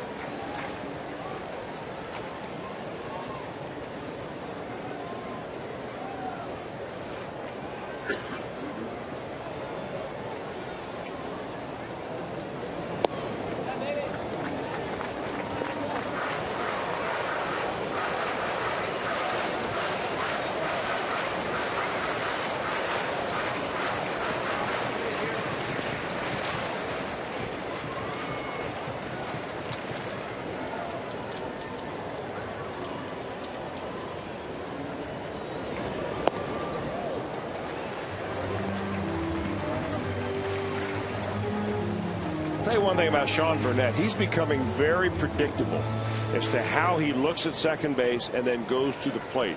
He's only giving kind of a cursory glance to Sapelt at second, and there's nobody, shortstop or second baseman, really trying to keep Sapelt very close. One look and then he goes. And there's a base hit into center field. Sapelt is going to be held at third. He had to wait to see if that ball had a chance to be caught by the second baseman on the soft liner by Renteria. Well, he had to wait because he didn't know where the second baseman was playing. And that is the only responsibility that you have as a base runner at second base. The third base coach will tell you if that shortstop's sneaking in behind you. But if you don't know where that second baseman's playing, you're going to hold up on a ball like that. And that ball was nowhere near being fielded by the second baseman. A base running gaffe by a young player, and that's one of the things that Dusty Baker talked about when you bring a young player up who seemingly is ready for the big leagues, but the fine points of his game not quite there yet. All right, now Joey Votto with runners on the corners and one out. A chance to give the Reds the lead here in the bottom of the 8th inning. Ball one. Reds have been very good in these situations so far this season. With a runner at third and less than 2 men out, the Reds have the second best team rate at driving in that runner at 55% on the year.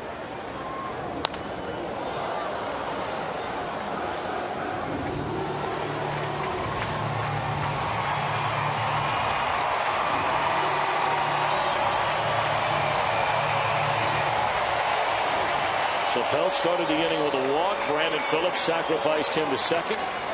Renteria off the bench with a soft single to center. And now 1-1 to Votto. 1-2 to Votto.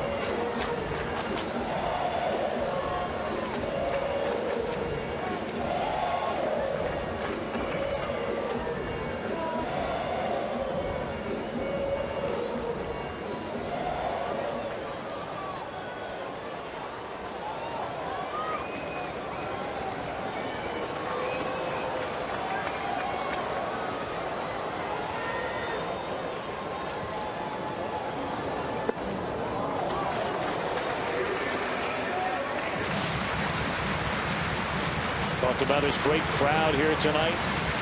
Over 35,000. And hoping Joey Votto can get go-ahead RBI number 29 and give the Reds their first lead since the second inning. And that is strike 3 called on the outside corner. Votto did not like the call a little bit.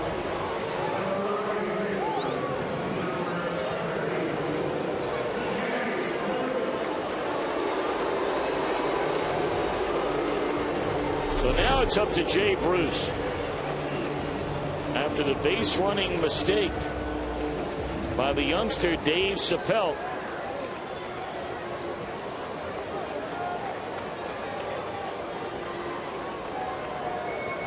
Reds are going to need a 2-out hit from Jay Bruce. And there's strike 1. Well, he couldn't have a better scenario for the Reds than Joey Votto in the plate with a go-ahead run at third and 1 out in the 8th inning. A rare case where it didn't go Votto's way. And now the Reds are counting on Jay Bruce to give them the lead.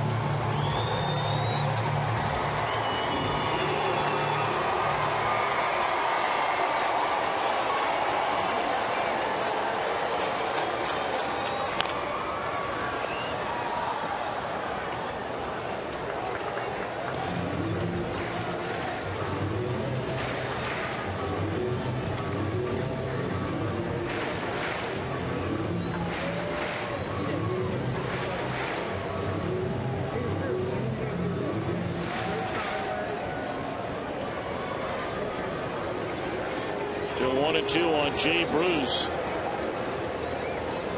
And that'll end the inning.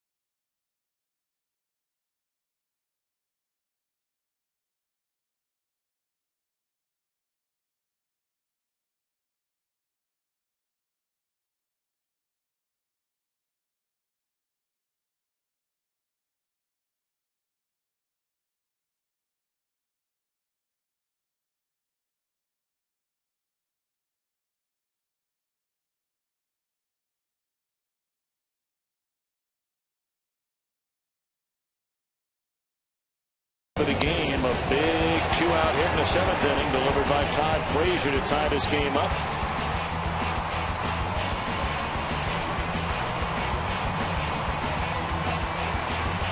And the former Toms River, New Jersey Little League World Series hero with a game-tying base hit in the 7th inning tonight. Chappelle remains in the game, and he'll play out in left field. And taking over on the mound, the Reds closer, Francisco Cordero. Well, obviously not a save situation right here, but there is no save situation when you go extras at home. And Francisco Cordero, 55 games, only 33 save opportunities for him this year. He's sitting on 318 of those total, but the Reds need a 0 on the board out of Cordero to give him a good shot to win this thing in the bottom of the 9th. 1 inning, no runs for Wallace Chapman after Dontrell Willis went the front 7. And Cordero starts off the top of the 9th inning in a 3-3 game, strike 1 to the leadoff man, Ian Desmond.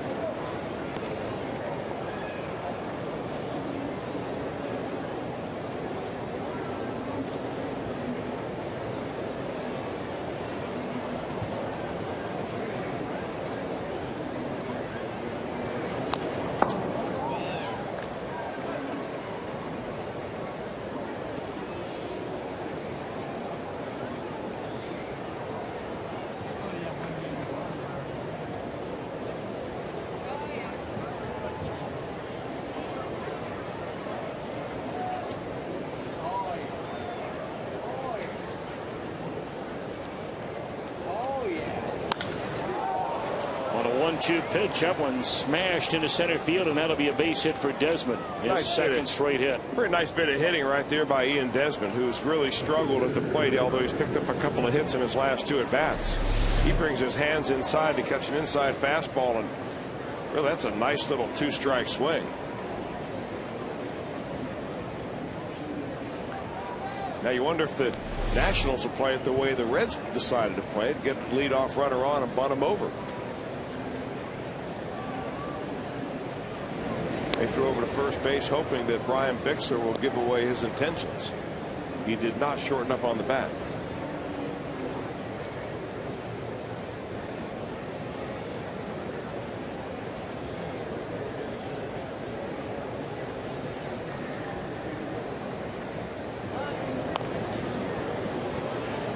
He does shorten up this time, and they just do get him at first base. Bixler can motor up that first base line.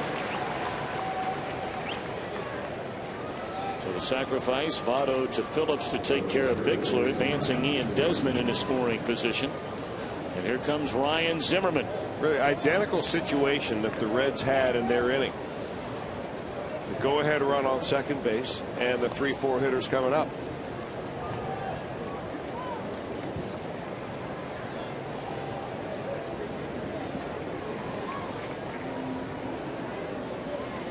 Of course, the Reds 3-4 hitters went down on strikes. Votto and Bruce in that 8th inning. And now Zimmerman gets his chance for Washington. Strike 1 for Francisco Cordero.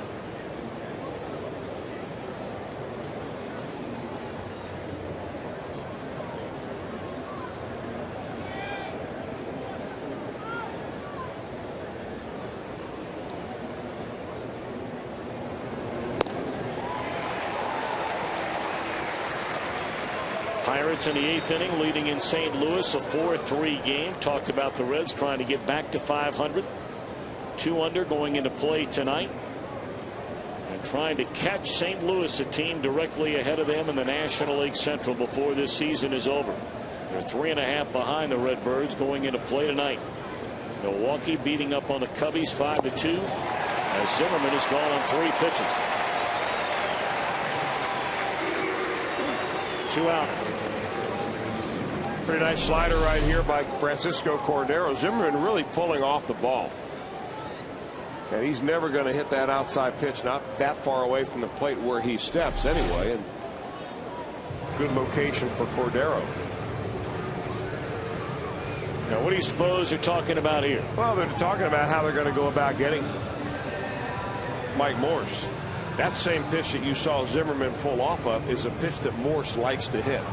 He's a bigger guy, longer arms. He's got better plate coverage on the outer part of the plate. And when the Reds had tried to pitch him away, he did them damage. That was in the first game of the series in D.C. against Mike Leake. But I can tell you that Francisco Cordero late in the ball game does not like to pitch right-handers inside, because he's very much aware that your margin of error is such that if you leave the ball out over the plate, it's easier for a guy to chip shot a home run down the left field line than to take you deep the other way. Although Morse's strength is on the outer part of the plate. Well, he comes in a first pitch fastball, got strike one. Well, Cordero has been real tough here at home. He's only given up 2 runs here at Great American Ballpark all year long. One of those was a home run in April. Man. Earned run average here right at 1. And quickly ahead on back-to-back fastballs. 0-2. There you see the numbers. All 3 of his losses have come on the road.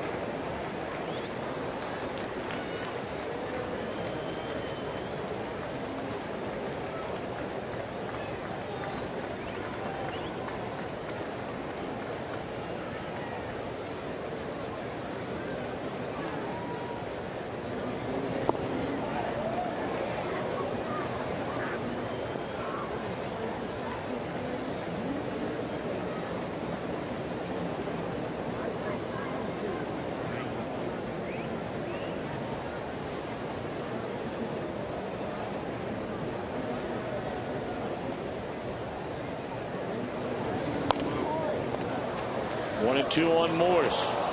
He was 1 of 4 in the game, had a single to left field back in the 3rd inning. 3-3 our score. Ian Desmond, the runner at second with 2 away, are in the top of the 9th inning.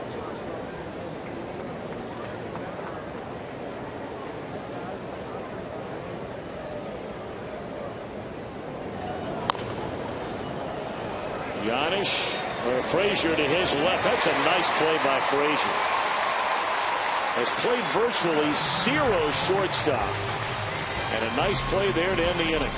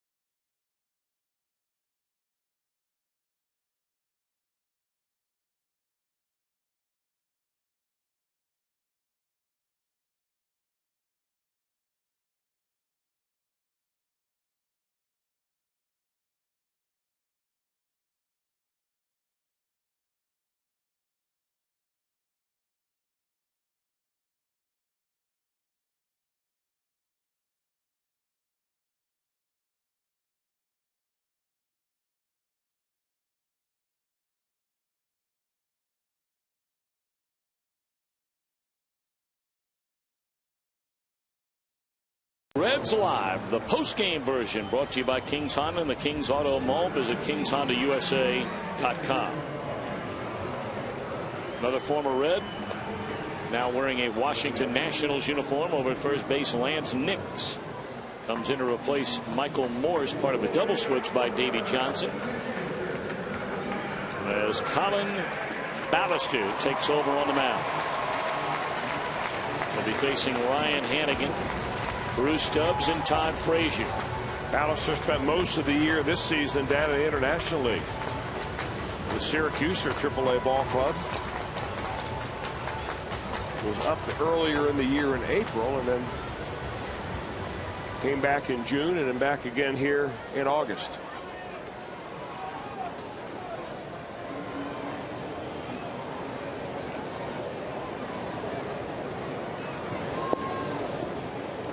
Hannigan batting for the first time in the game.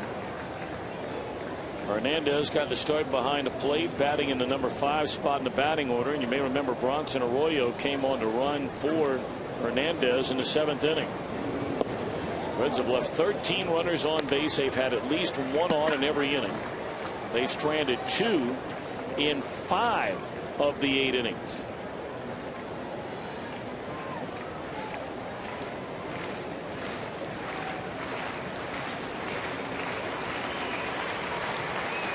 Two and 0 on Hannigan.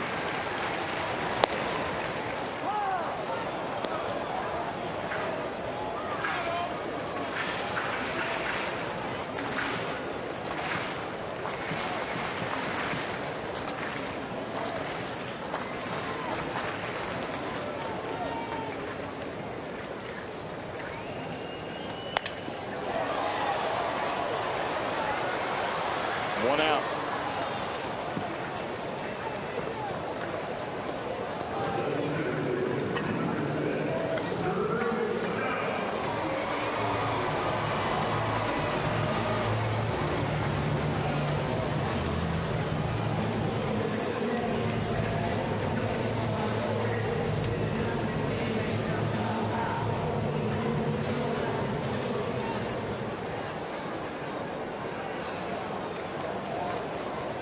Now Drew Stubbs, the batter, shows bunt and takes a strike.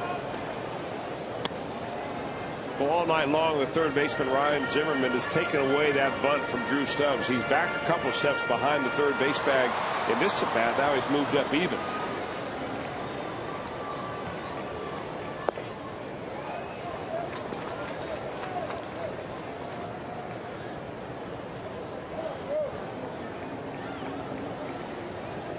Said earlier that Zimmerman one of the best making that slow roller play down the third base line.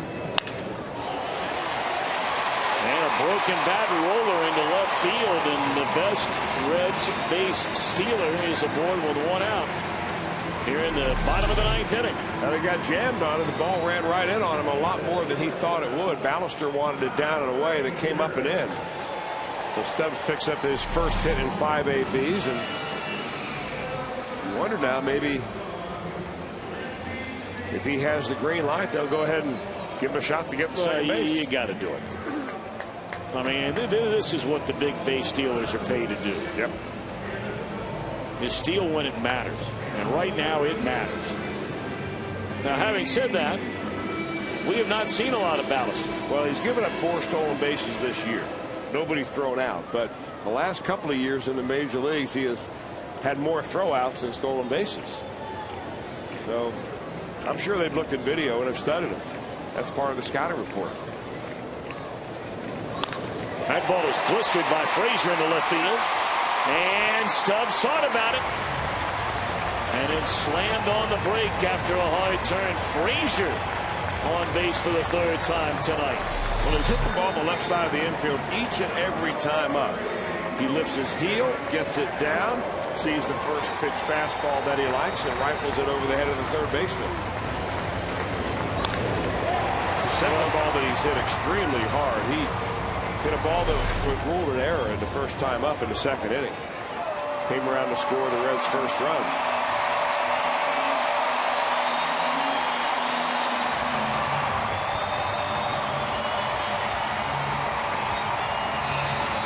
Well, now here's a situation, Chris, where you almost ask yourself, and I'm sure Dusty is, do you say to yourself, I'm going to roll the dice and send up Alonso to bat right here? We know he's been taking ground balls regularly at his most natural position growing up as a kid. And you remember that interview we had with him in Chicago, talked about he was a third baseman his entire life, and Dusty's been talking about getting Alonso a start down at third. Not sure when we're going to see that happen, but Cairo will back with a winning run in scoring position and one out here in the bottom of the ninth inning. That ball is driven into left center field, and this baby is over. Off the wall, Miguel Cairo wins it with a base hit into left center, plating Drew Stubbs. Reds 4, Nationals 3.